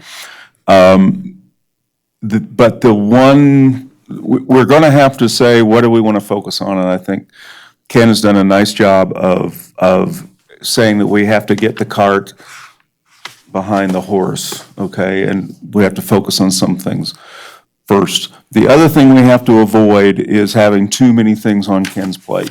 And so, in my opinion, fewer is better. But we are going to have to, I think in the August meeting, be ready to say, one at a time, Ken, this is what I want us to focus on. And then, once we hear everybody, then we've got to be able to come away with a consensus as the group to be able to give Ken direction that these are the 3 or 4 or 5 things that are our priorities, and this is level 1, this is level 2, this is level 3. That kind of detail in that meeting. Let me reiterate what I had said earlier. Ken's going to provide us with a final plan, if you will, for this airport authority to consider. He's going to send us either a link or a document. our homework assignment as Airport Authority members is to review that, make revisions that we see necessary, make additions we see necessary, provide those to Ken and Ken only. So don't want to send them to me and Bradley and Linda, just to Ken. Ken's going to document all of that, come back and say, okay, here's what we're looking at. Okay? He's only giving us a draft format of the executive summary portion of the plan. And he's just telling us this is what it looks like. This is Member Harris. I think there's two different things here. One is the strategic plan that we want to all be able to say, yeah, this is it, based on the comments that we're going to give Ken. The other is the work plan, what we want Ken to focus on in the next 1 to 2 years. I think those are the master plan, the strategic plan's one thing, the what do you focus on year to year is the other. And I think what to focus on year to year is more suited to an open discussion than it is to just individuals giving Ken feedback. So I think we want to come to the next meeting ready to vote on the strategic plan and say, yes, it's ready to go. And then the other piece is to be able to have a discussion on the direction that we want to give Ken as individuals, and also to be able to come to, at that meeting, a consensus that he can then put a document together from and say, this is what I'm going to work off of. Ken, I'm going to give you a suggestion here, because I can see this is going to be a real convoluted problem, and I had a feeling this was going to occur, and now I'm seeing it firsthand, because not everybody's understanding what the purpose here is. Have Linda Ritter come to the next meeting to facilitate this portion of it, okay? Or have a special meeting with her. That's the only way this is going to get done. I disagree with that entirely, and let me explain why. This is a public group. We don't need an outside arbiter for us to tell our airport manager what he should be doing. I'm not talking about an outside arbiter. I said facilitate. I think I don't see any benefit to having a third party go through this discussion. We've got to be able to, as 7 members, be able to talk directly to Ken and say, this is what we think you should be working on. And in the end, as a group, we've got to be able to say, here's your performance plan. And I'm sorry, I'm not used to having done this throughout my career, helping people put together their performance plans. I don't remember a time I ever brought in a consultant and said, here, let's somebody to work in between. No, I'm talking about a facilitator. And that's all. I can see this getting way out of hand in the next meeting, but I'll defer to you, Bradley, because I'm saying I can see where this is going to go. I'm making the suggestion that we have her here to facilitate putting all those comments together. That's all. Go ahead, John. You're the chairman. You need No, to. no, no. I'll defer to you on this. No. What I'm saying is, you're the chairman. You need to be the facilitator of the discussion and make sure that everybody's heard from. That's your role. That's not what everyone's heard from is not where I'm going with this. You got 7 people sitting up here, and you may have 7 different opinions with 7 different priorities. That's where I'm heading with this. And they all go to Ken. Okay? He puts them together. Yep. Okay. If that's the pleasure of the authority, that's fine by me. Well, no, that's my understanding of what we're doing here. We've all got together, we've developed this. Now it's a matter of what do we do for the priorities? What are we really going to focus on that we think is the most important? We all come up with different opinions. We get those to Ken, and then he puts that together, and then we talk about it. That's how I understand it. Is that? That's where I see this going. Go ahead. I'm there also, I think, and to be honest with you, I think we're all saying basically the same thing.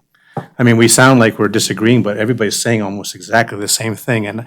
But I would like to refer the airport authority to page 18, paragraph 1, that says how we're going to manage the annual work plan.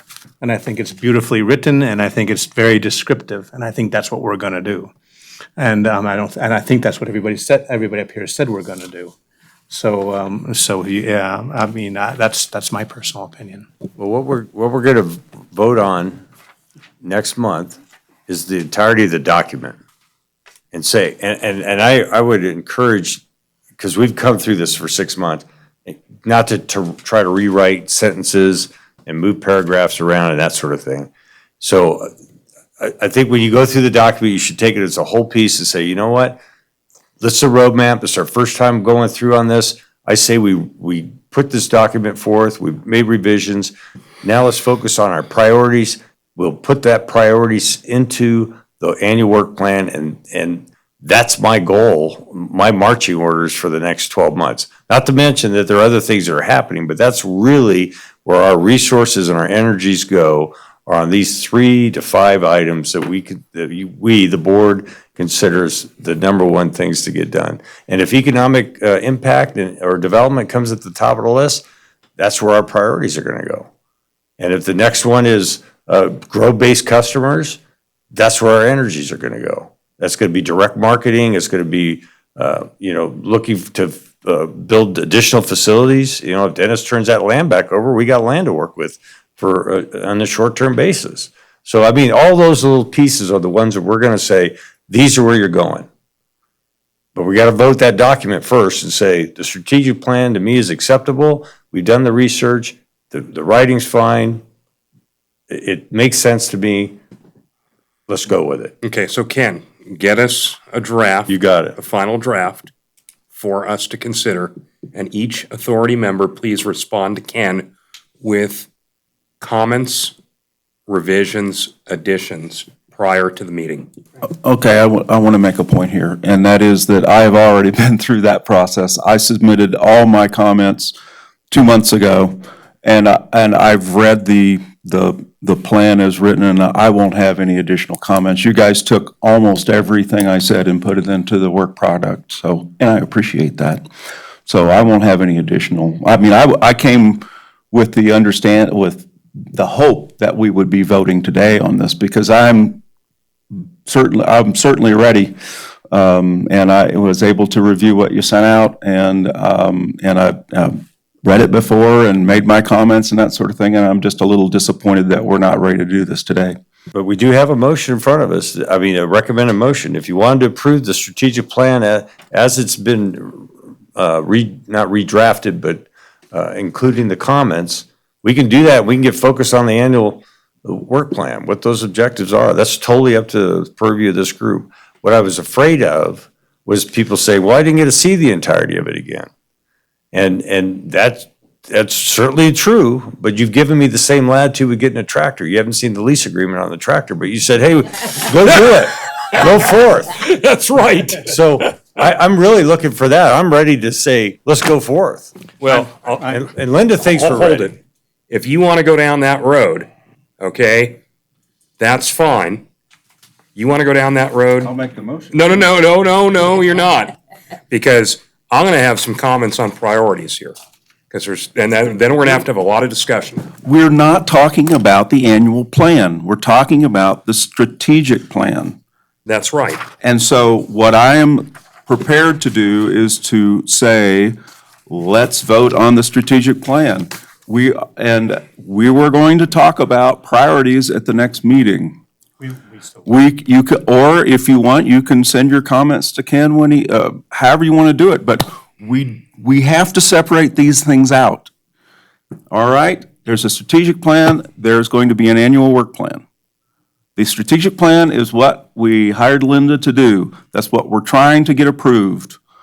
That is what I'm hoping we don't put off another month. Then we have the annual planning process, which comes out of the strategic plan, which we cannot do until we get it approved. Okay, hold on a second here, Bradley. Number one, there's a number of initiatives here in the strategic plan. Okay? I will not vote for this with all of these initiatives. There's certain things in here I don't agree with. That's number one, okay? I'm sure some of the other airport authority members confer on that.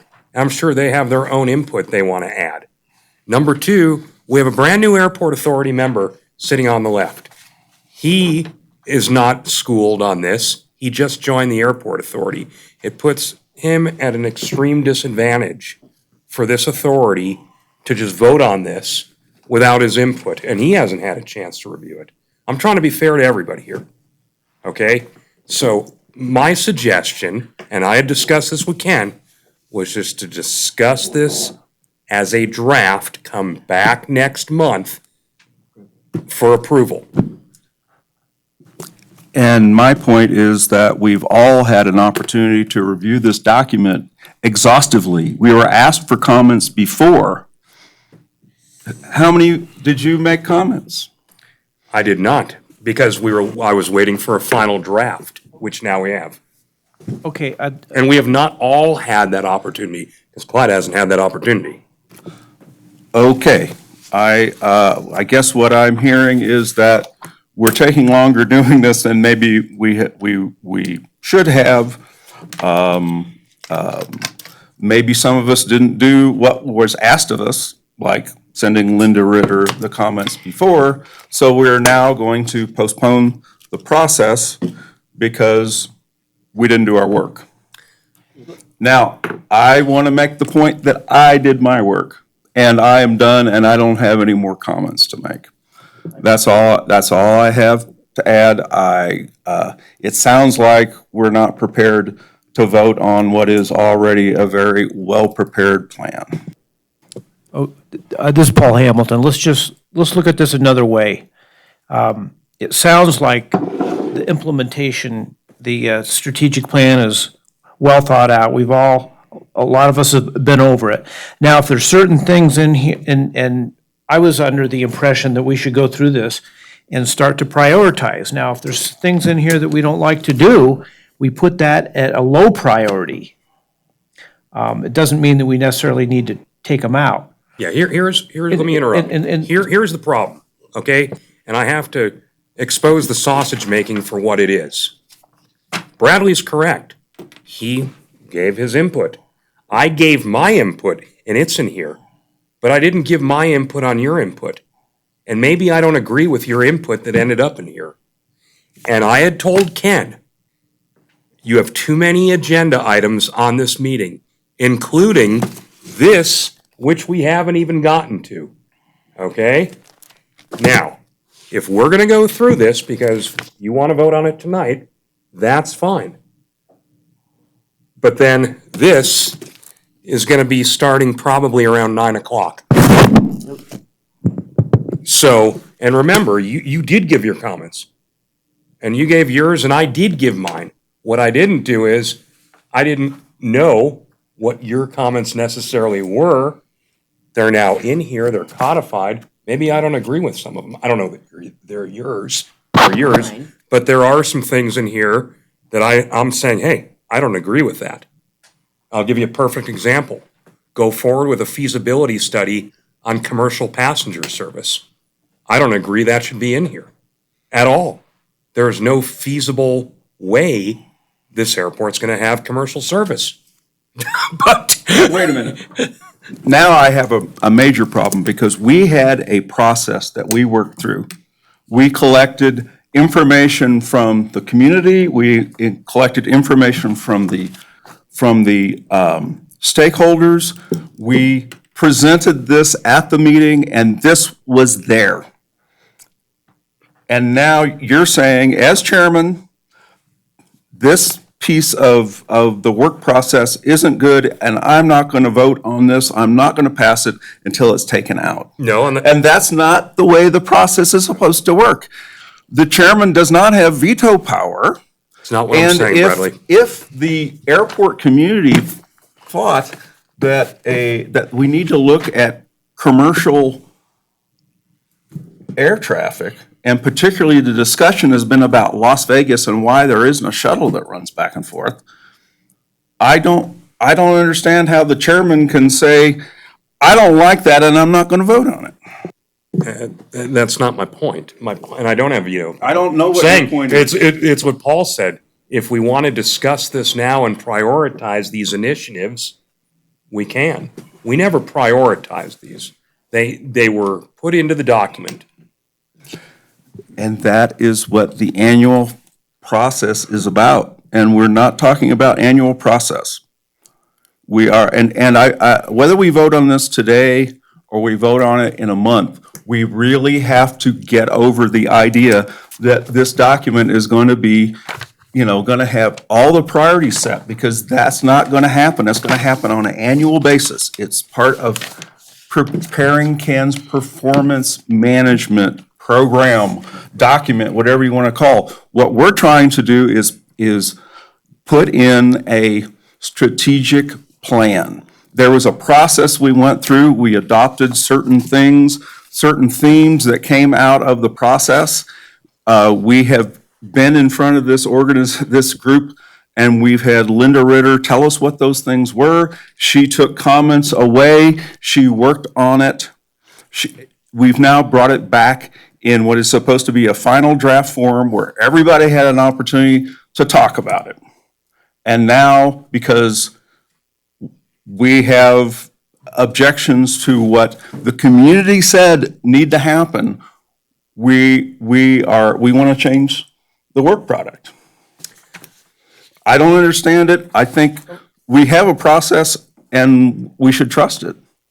And I don't understand why, when Linda Ritter was standing out here and presenting what the information that everybody in the community shared, why we didn't hear from you that, we will never have that kind of service here. Why wasn't it brought up then? Because in those types of discussions where you have a facilitator, everything's on the table, okay? You whittle it down through an approval process, which is exactly what the agenda item says today. And if it's the pleasure of the airport authority to go through that process now, let's go through that process now. I mean, that's the way it works. It says right here, approve airport authority priorities for the next fiscal year. If we want to go through that process, let's go, I'm fine with that. May I interject just for a moment? Yep. I really think what we're talking about is the main document, not the annual work plan. And the priorities are the annual work plan.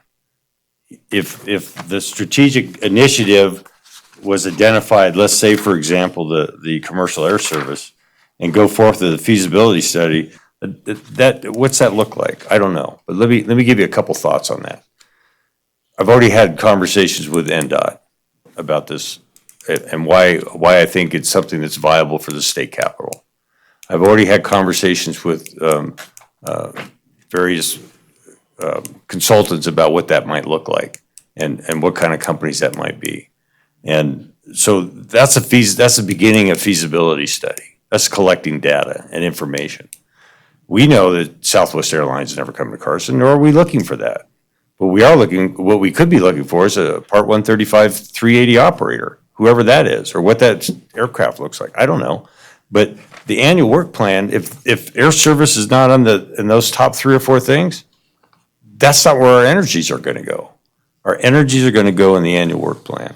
And I think what we've done as a group over the last 7 months, and Linda Ritter and I have honed out in a final document. You have not seen the draft of 7/11/2019, the full draft.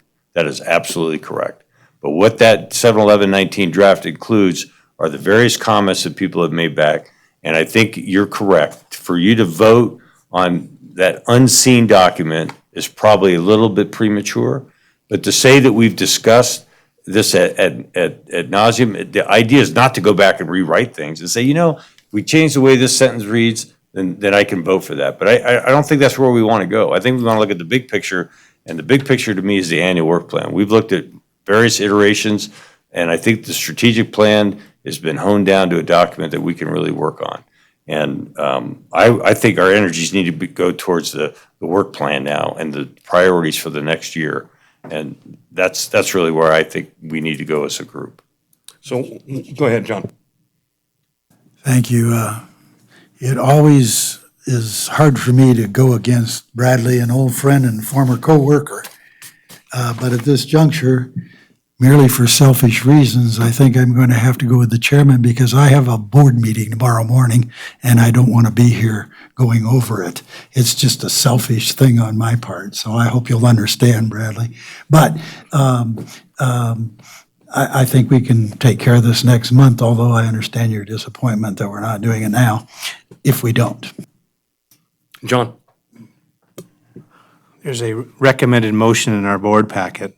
The recommended motion says that we could choose to move to approve the final draft of the strategic plan and work with the airport manager to develop airport authority priorities for the next fiscal year. I think that's exactly what we should do. I think that's written correctly. I think that the strategic plan process is complete and great.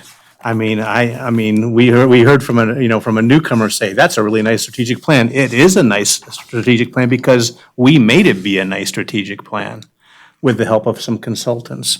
So I don't see any reason why we can't say, yeah, we're gonna stab a stake in the ground. That's our strategic plan. And we're gonna tell our management to go set priorities for this coming year. And that's a separate discussion that addresses your concerns. I believe, that's the way I see it. I'm fine with that, okay? But Ken, you said there's one other iteration of this plan, is that correct?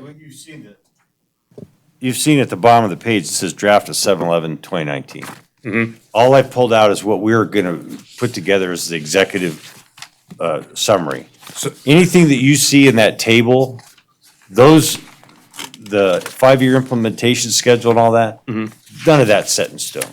That's set for your example. That's an example for you to. And that's what I said earlier. But the strategic initiatives and the goals and that sort of piece was fleshed out through the surveys and the SWOT analysis. But the work plan, number one on page 18, this half a page is really where we should be focusing on at the August meeting, is that half page. And that's what I was trying to codify earlier. We're And approving format, not content. I think that's what Member Rogers hit on, was that we're all saying the same thing, maybe a little bit differently. But in the end, this annual work plan on page 18, the upper half of the page is where I think we drive the stake in the ground and say, yeah, we've done this process, we walked through it. We're not gonna vote on every dotted I or crossed T, but we're gonna focus on what the annual work plan is in August. And that's where our energies go. Linda? So what you're saying is the feedback that you expect from us in the next month is to create that document at the next meeting, not to recreate this document. Correct. Yeah, that's what I thought you meant.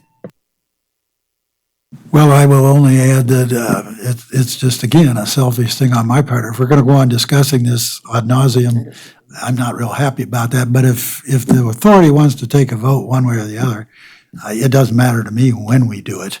I don't think it's that important that it get done tonight, but I don't think it's unimportant if that's the way everybody wants to go. It doesn't matter to me. I'm just looking long in the tooth at my age. Clyde, how do you feel about this? I mean, you're brand new, you're just exposed to this. What's your opinion? I don't want to put you on the spot here. Well, I appreciate the opportunity to give input, but being the new member, I don't think it's fair to hold up a motion to approve it in its current state. You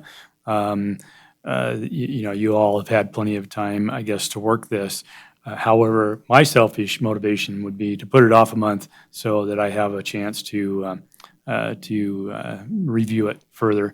But I think, again, it's a very solid document, and I can see it going either way tonight, either approving it or moving it forward for a month.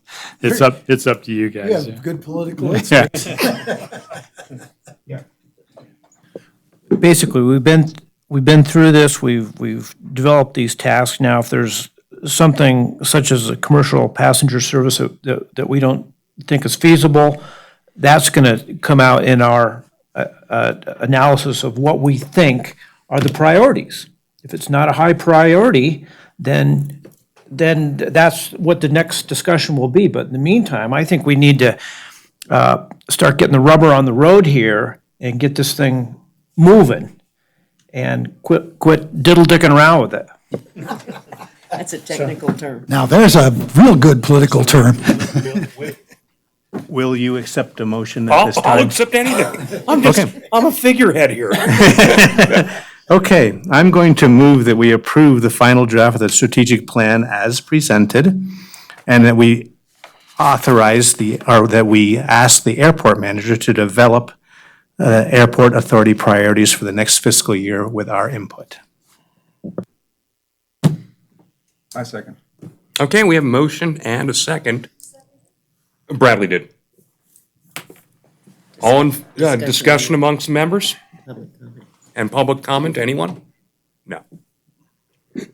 Wouldn't dare. Anyone, anyone from the public? No, okay. Any other comments I from did, airport yeah, I authority did members? find John's comment about, I think we're all on the same page, we're just looking at different sentences, instead of we're all in the same chapter and we're looking at different pages.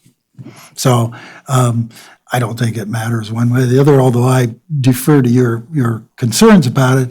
But you'll obviously get your shot on what's the hot work topics. That's fine. Okay, all in favor? Aye. Aye. I'll abstain. Okay. You got 6 ayes and 1 abstention. Thank you. By the way, good discussion, you guys. I kind of like that.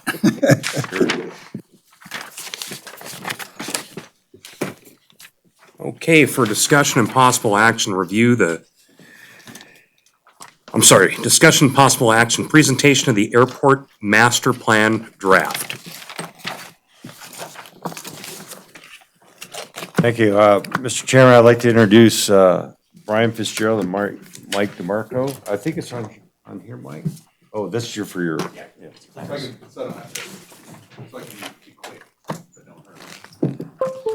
Make sure that I've got the full screen on this.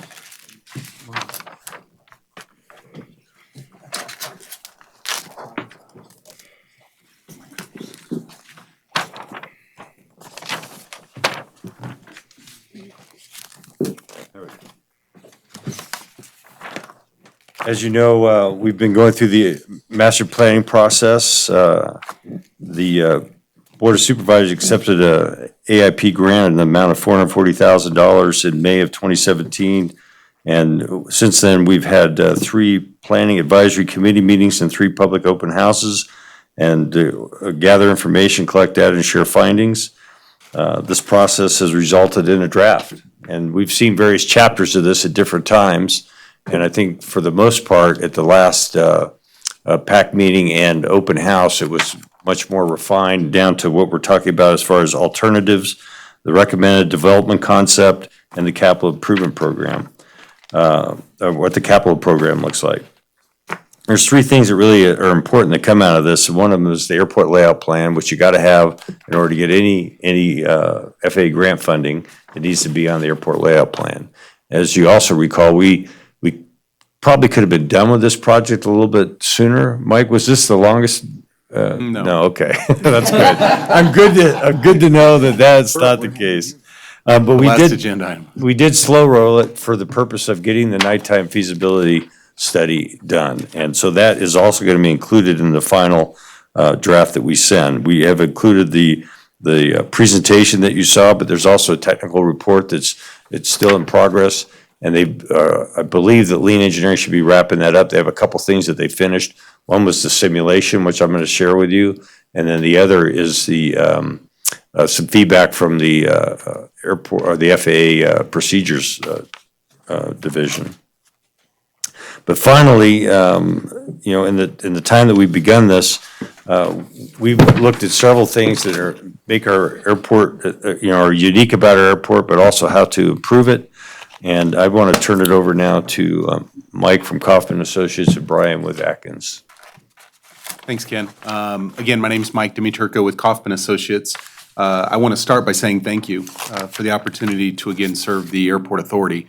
We actually have completed several planning assignments here, and it's been our pleasure to work for you and with you as you move through very important decisions as you move along into the future. I like what is said here. It's been interesting to watch. You've really, truly gone through some important things that many communities do and some don't.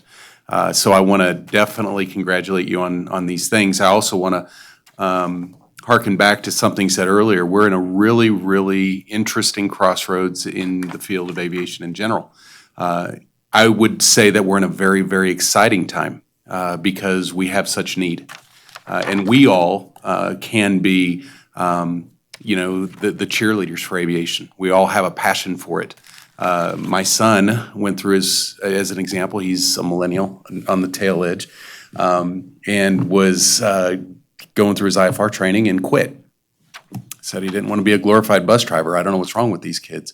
So the point being is we have a challenge in front of us that I think is really exciting, and part of it here is translating that back to each and every airport. You have a really great airport here, one in a system of about 3,300 nationwide.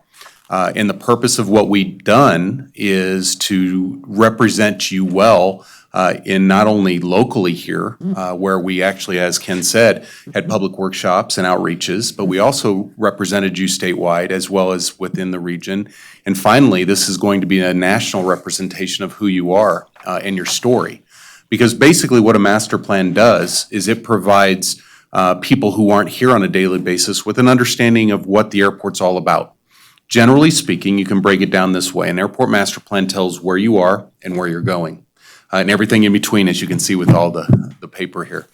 We try to be green, and we did a lot of this digitally. And I've got about 13 slides, and believe me, I'm going to try to be really quick because I also have a flight to catch at 10 p.m. So I was starting to sweat it out back then too. Boy, did we schedule you well.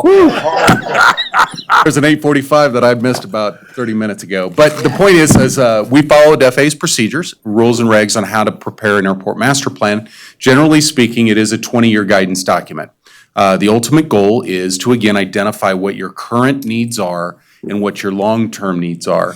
You want to make sure that you plan according to need and not necessarily pie in the sky, but what could happen. These are the phases we followed. The master plan, we went into 3 phases, as Ken said, and we had work product at each phase. The first phase was basically the foundation. It's where are you? The alternatives then said where can you go and how can you get there?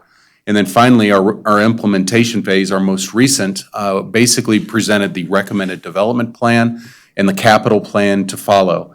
We also put an environmental overview on top of that to make sure that all of the recommendations are at least in line with NEPA, or at least if there are red flags, that you know how to deal with them and maneuver as you proceed. So all of that has been done.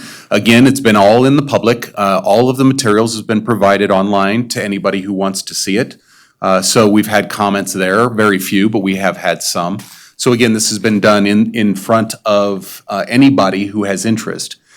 There are only 2 documents that the FAA requires approval of in an airport master plan. One is the airport aviation demand forecast, which is represented here.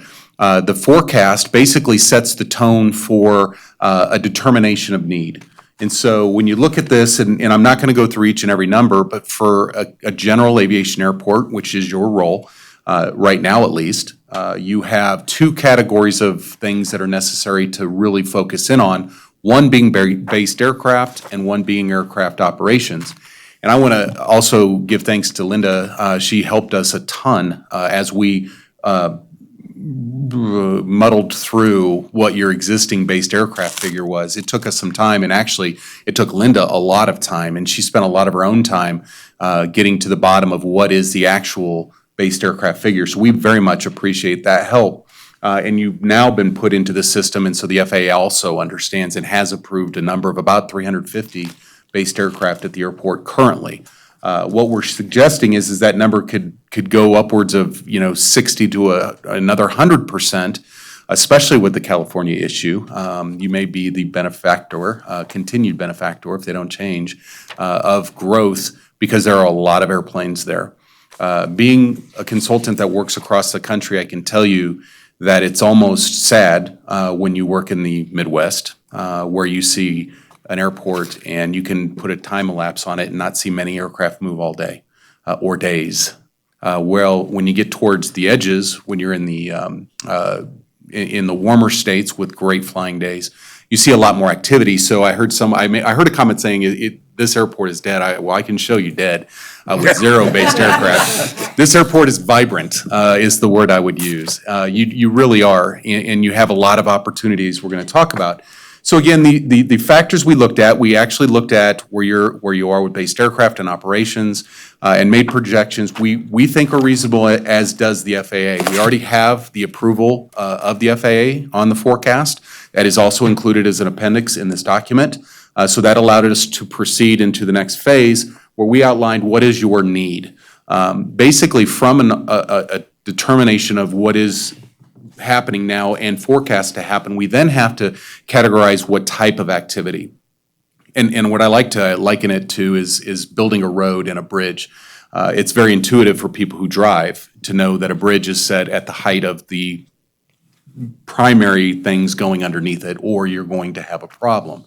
13 6-foot trucks need to go under bridges, so bridges are 14 or 15 foot tall, right? Same goes at airports, and the question then becomes what's going on there on a regular basis.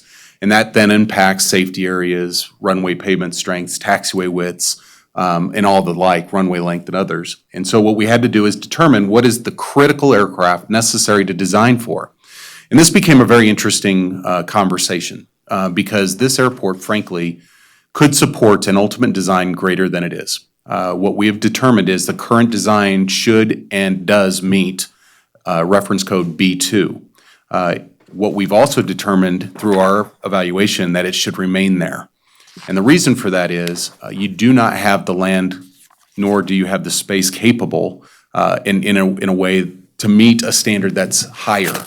And you would pay a significant penalty to get there in the tune of losing runway length to get the needed runway length you would require. And so it's an exercise in futility. And so what we basically came to the conclusion was this: you can still service those airplanes, but you simply cannot design for those airplanes. And that's okay. And I can tell you that Scottsdale is in that very same situation. They are a B2 airport with 15,000 C&D operations annually. They just cannot meet the B standard. If we had that opportunity, we would have pushed harder for it, but we believe that you're comfortable in that design, and that's where you're going to need to stay. And so that's what we basically looked at from the airfield's perspective. We also said, okay, can we provide extra runway length? Because based upon our calculated runway length needs, all the reds are areas where you're short for the need, and most of the time that's going to be an 80 to 90% or more useful load. And so if you have that need, you're going to not be able to meet it with your current runway length. And so what we did in our plan is try to come up with a way to stay as a B2 airport to get the extra length, which we did in the recommended concept. We also looked at other things. Oh, I got pushed out of there. Ken, I got knocked out by something. Chrome will relaunch in an hour. Oh. That's not good news. That's not good either. I'll miss my flight there too. Trying to jinx it. And I'm not going to go through these. The next three tables are the representative of our facility requirements, which we did a detailed evaluation of not just runway length, but also safety areas. Airfield geometry is another big thing going on in the FAA now, which we had to make some changes on the airfield about. We also looked at hangars and the needs of capacity there, thinking we're going to need probably a double in square footage to handle the forecast for aircraft that we're showing over the next 20 years. What we look at in terms of recommendations, this is our recommended concept. It is in this report in Chapter 5. It's 5A as an exhibit number. What you're looking at here, and again, I'm not going to go through each and every one of these recommendations. If you look just from an aggregate, you're going to see red, and red represents an airfield pavement improvement. When you look at a yellow, that is a new rooftop. When you look at blue, it's generally going to be an automobile, road, or parking facility. And we had a lot of that, especially in the triangle area, if you all know what I mean there, because we, in the 11th hour, decided we were going to make sure we provided for a better ground access to that area without having conflicts with aircraft movements. And so we did a lot of different things. We truly worked through a lot of different alternatives to try to make that work. Nothing's perfect in that area, We're probably going to have to modify Charlie in a way that's going to reduce its current functionality to do that at some point, but it's going to have to be necessary. If that triangular area is going to serve the type and number of aircraft operators, you're going to want to have that segregation. So we have a plan in place for that. Not just simply an artificial plan where you could have some driver initiatives, but you actually have some segregation with fence lines. And so that is in the plan. We also have recommendations. Yes, sir. Yeah, oh, go ahead. That's okay. I don't want to interrupt, but I just need to know this because it's been in my brain for quite a while now. We talked about relocating the AWAS. Yes, It's on the plan. it is. It's in the lower right corner for those of you who haven't seen it. Correct. Where are you proposing relocating it to? I can't find that on the plan. It is actually going to, isn't that? South of the 27 number. Oh, so that's where it's going to. That is where it is being relocated, correct. Okay. The yellow dash on that, and when you look at it in the staging exhibit. Okay, I know where it's at. I get it now. It's just being shifted. And that's probably a great location for it, all things considered. I will tell you this, again, another very challenging siting for us, and this truly is a recommendation. The FAA's consultants will have to do the final vetting on that. Each sensor has its own standard, so you have a number of sensors on that one on that stick. And so we try to go with the most restrictive is a great word, in that being the sensor that has about a 250 to 300 foot ring around it, which we're showing. We may have some issues there, and they may have to modify its height, but we do believe that that is going to be a good location. Yeah, that's going to be the best location. Yeah. Yeah, okay. And so that is going to help there as well. One of the things that we really truly tried to, and the only other thing I'm going to really get into is as far as a conclusion. As you all know, there's a piece of property that is not within the current airport's property. It is actually been allowed granted deed access through the fence. And we are showing it on this drawing as ultimate airport property. We did have a little pushback, just so you know, at our last meeting from the city on that, on how they will have to deal with this internally in their planning. But we did come to that resolution that we do want to show it this way, with the understanding it is a 20-year plan and that there is no requirements to then rezone any of these properties. The goal is, and we do believe, and we very, very firmly believe that that property should be inside the fence, if at all possible. But we also understand the financial ramifications that could come along with that. And so there are built-in allowances that could, that could remain as through the fence, as long as that you could work together with the property owner to have a designated or designated lanes, taxi lanes that'll go through, so that you are no longer hindered from development. Because right now you can't, because you have no idea where those lanes will come from.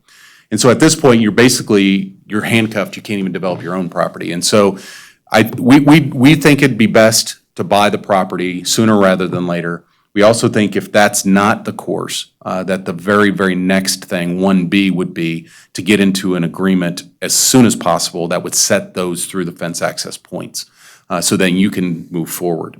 And so anyway, and then that puts on, and I will say this, just so that everybody, and we can say this publicly, through the fence doesn't mean that there is a complete allowance for what goes on the other side of that fence either.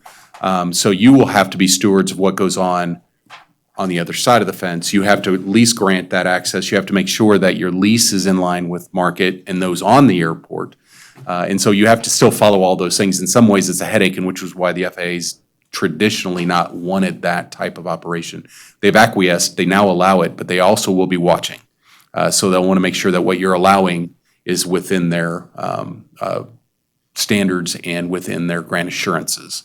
And so that said, again, I didn't want to spend a lot of time because I know that most of you have been looking through this with us, and I appreciate that as well. We also put together, and Atkins is putting together the airport layout plan drawing. That is the second thing that gets approved by the FAA, and that is to remain. What we generally do is we ask for approval or adoption, or however this body will take this document. And once we have that adoption, approval, or whatever it is, we then proceed into FAA's approval on this. They will sign it with the conditional approval, which basically says, and as will you say, we aren't going to necessarily do this, but this is our plan. And the FAA will say, great plan, we're not necessarily going to fund it either. But because it's here and we have it, we're both going to agree to this. And what the important part is, and the reason I say that in jest, what it does allow you to do is that if you do see the need to do any of the improvements on this drawing, you can ask for federal assistance in terms of grants up to 94+%. If they are not on this drawing, you cannot ask for grants to help pay for them. So it is important that it is on this drawing. But again, understanding that this does not bind you, nor does it bind them to any sort of, we will be doing this. It is simply still a plan. I'm not going to get into the capital line by line either. Again, I'm sure most of you have seen all of them. The yellow represents the first 5 years, the short-term program. That has been set, for the most part, annually in the ASIP process. We followed along with that. And so most of what is in the yellow is pretty much already set in place by this body and Ken and staff and what he's been doing. The yellow, or the blue represents the next 5 years, the intermediate term, and then the orange represents the final 10. So you have a 20-year plan.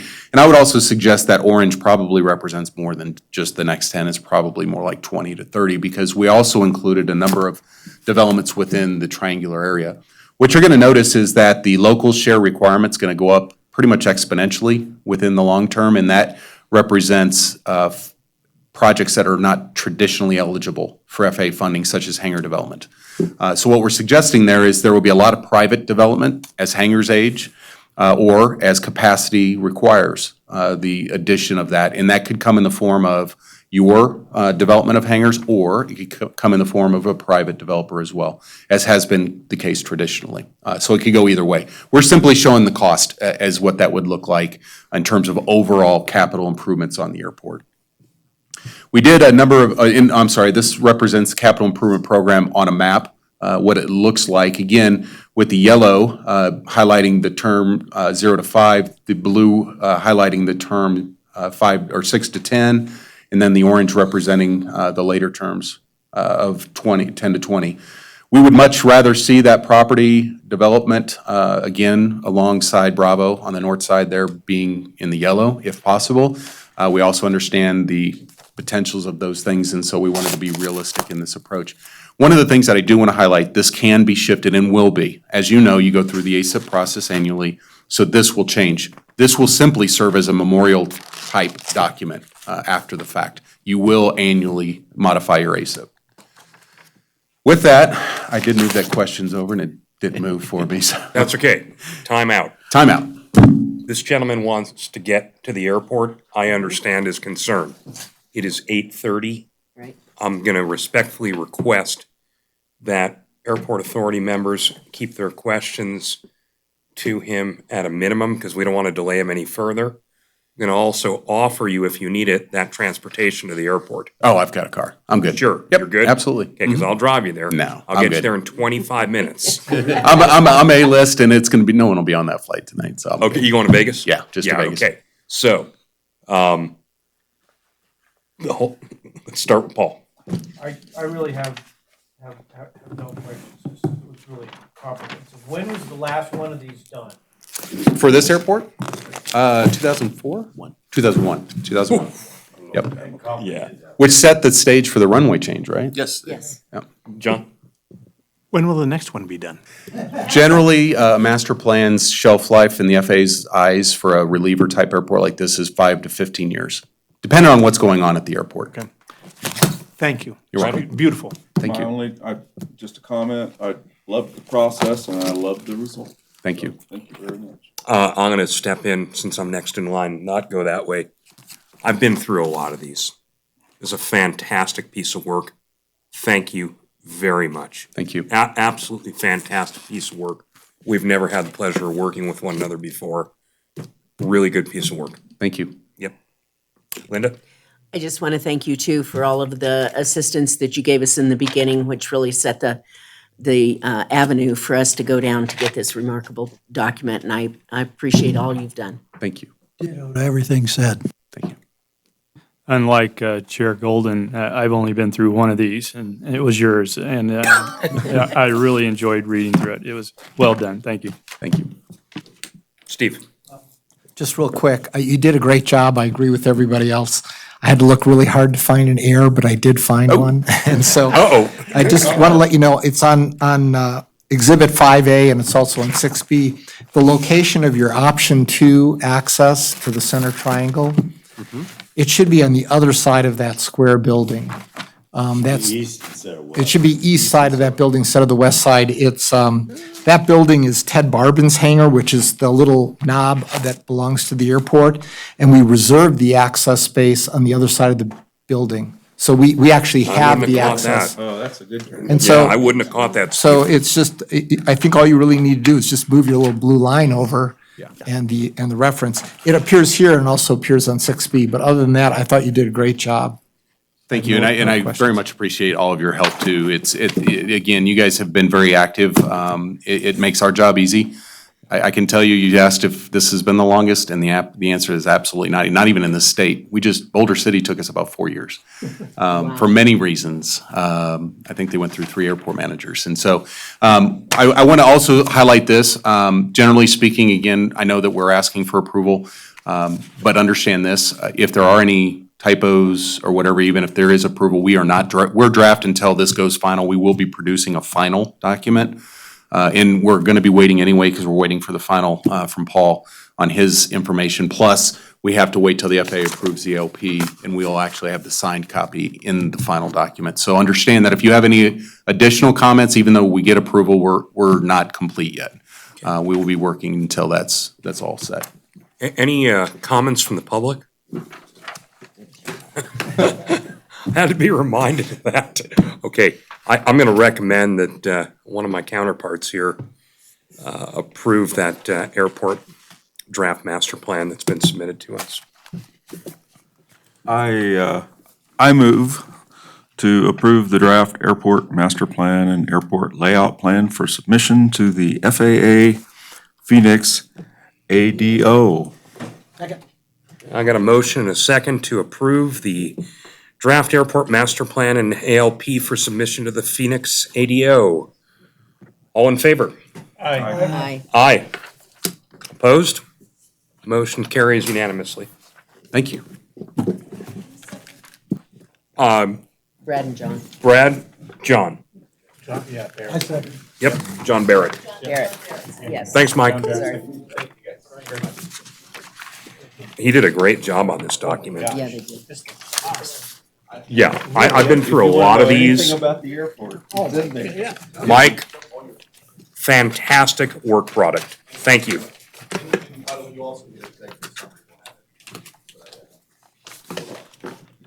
Good luck. Safe travel. Yes. Okay, airport engineers report. Any, Ken, for us, anything? Yeah, it's included in your board packet. You know, as we proceed along this path with getting the perimeter fence project done, they've been working on the design work. We do have a couple of sticky issues. One is the culvert on the perimeter road to the west of the airport. You know, if we're gonna fence the property, we gotta be able to figure out how to close the culvert off, but it's also part of the floodplain. So we gotta be able to handle, you know, water streaming down that area and keep people and critters out. So that's one of the pieces we're working through right now. And we did meet with the Carson City floodplain manager to discuss that. And so anything that's proposed will go back through the city on that piece. So that's the big conundrum. Also, we've included in part of that project is a new access control system for the new gates. And that's really gonna benefit the airport in a number of ways. One, we'll be able to control stuff from a remote site as opposed to going to each gate, programming them individually. It'll also allow us to go through our whole gate card database and see who needs a card and who doesn't, and be able to manage that process. That's a whole different discussion, but I think it's a real benefit to this project as well. We'll be able to put a new gate at the firehouse that's also an automatic gate for access, and we'll be able to relook at where the new gates may go with property that we've identified either for access or acquisition. But we're just had a conversation with the ADO office last week on that project. They'd like to see a 90% design. We're at 75 right now, and we're also waiting on the categorical exclusion on the environmental. which should be coming. They've had the documents now for a couple of months. They did indicate to me that we're going to probably get that funded next year through the state apportionment. So we'll still probably be able to add another capital project next year, or another grant project next year as well, so that we're still on course. And then the possibility of somebody not performing and us being able to get the grant does still exist. So we'll just see how that all shakes out. But that concludes the engineer's report. Manager's report is attached. Yeah, I don't want to go through every item on that, but I do want to emphasize a couple of conversations that I had while I was in Boston at the AAAE conference, and that was with the airport's Associate Administrator for Airports, Kurt Schaefer, where I got to share with him the nighttime misdemeanor approach issues and how we're looking to mitigate that. He was very interested. I had an interesting conversation with a gal from the Department of Transportation as well, on some unique funding methods that DOT has for different stuff. It might be outside of the grant process, but they're really they're like enterprise loan type stuff, but super low interest rates. And just, if push came to shove and we didn't get a grant in a timely manner, there might be another way. And she's doing a report to Congress, so this really intrigued her as we were talking about how to fund an instrument approach like the lighting system. So that was an interesting conversation. At the Southwest chapter of the AAAE in Tucson, I'm moderating a panel on airport innovation, and we're highlighting this project, go figure. And so it also is including the airport manager from Truckee, talk about some of the ways they've resolved some issues up there. And then the airport manager from Monterey has worked with Lean Engineering on they had a restriction put on their ILS that really hurt them a lot, being a coastal city, and they were able to get that mitigated through some work they did with Lean Engineering. So I think that's all good for us. We're going to talk a lot about not a lot, but we're going to have additional conversation about the open house going forward, I'm sure, especially I'm going to bring in the Eagle Valley Children's Home Director, whom many of you met at the chicken wing contest next month. Hopefully we'll have all the financials in. We'll be able to identify how much monies we'll be turning over to her. I've talked to her about creating it as an endowment in the name of the Carson City Airport Authority. So she's said she doesn't see that being a problem. So as a long-term prospect, we might see how we can really have a major impact on a local charity like that. That's very, God, what a great community partner. I can't think of somebody better than that. But as you know, we awarded some chicken wing awards. And the funny thing is, I've been out in the community. I've seen the Busboy Mobile got their trophies proudly displayed, and Flat Earth Pizza had theirs out. So, and Battleborn Social. So that was pretty cool to see that tied together. But as you know, the parking lot and the fog seal are done, and that's all I've got for you this month. Two quick things on your Yes, sir. report. I spotted an error at the very top. I don't know what that number is, but it surely isn't 143,000. Oh, for I bet it's If it was, 43,000. I'd be rolling in the dough. I bet it's. I'd be I'm willing- guessing it's, Yeah. I'm guessing it's 14.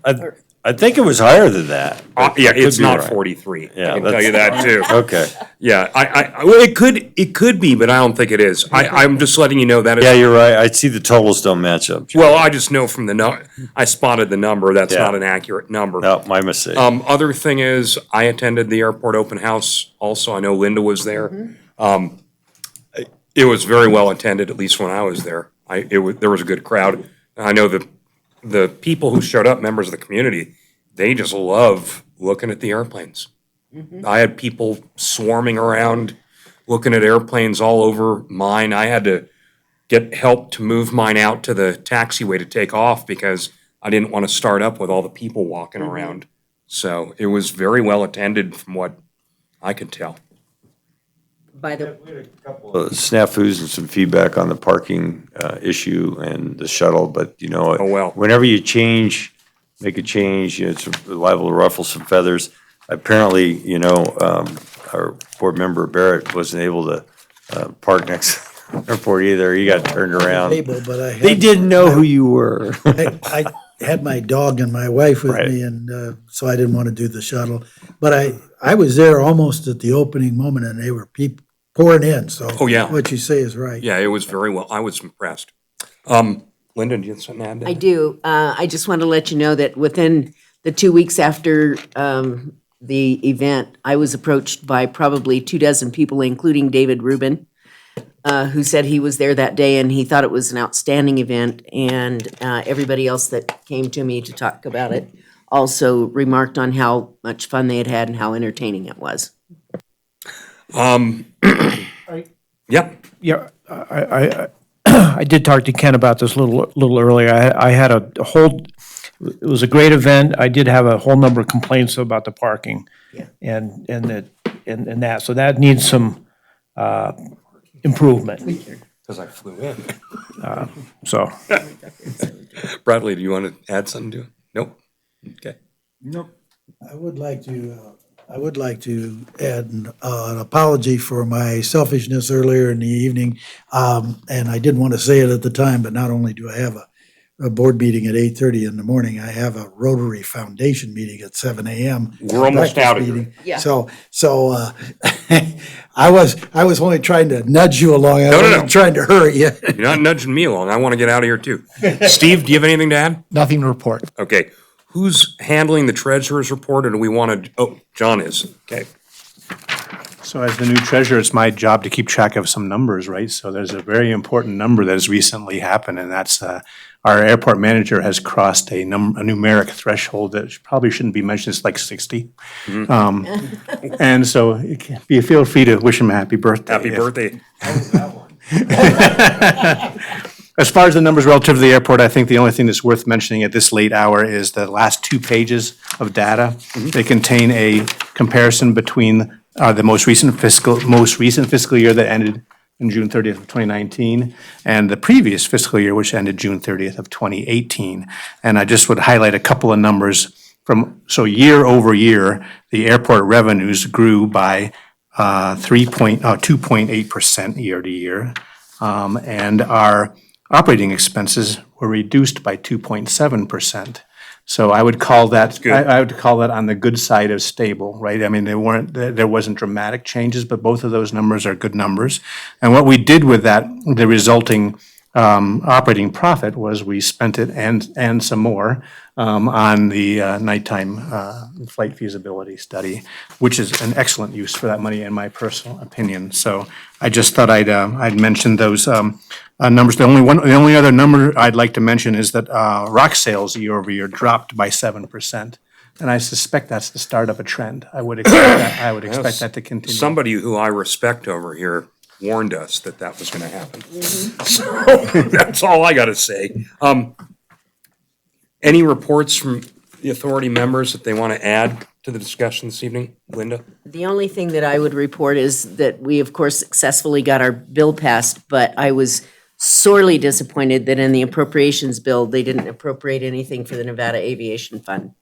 And I think that one of the things we have to do prior to the next legislative session is some educational work with the legislative members themselves and tell them what kind of a bang for their buck is going to happen. I thought I had explained that thoroughly to several people, but obviously they were not listening.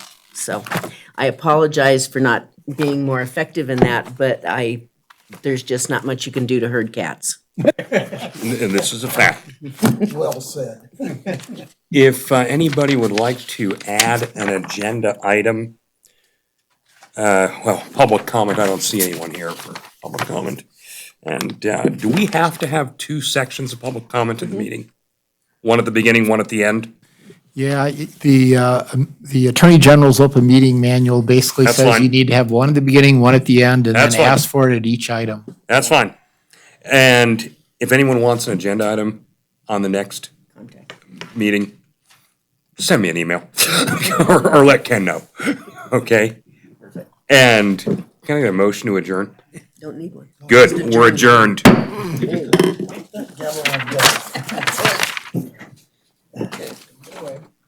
Oh, yeah. Perfect. I really enjoyed being on that.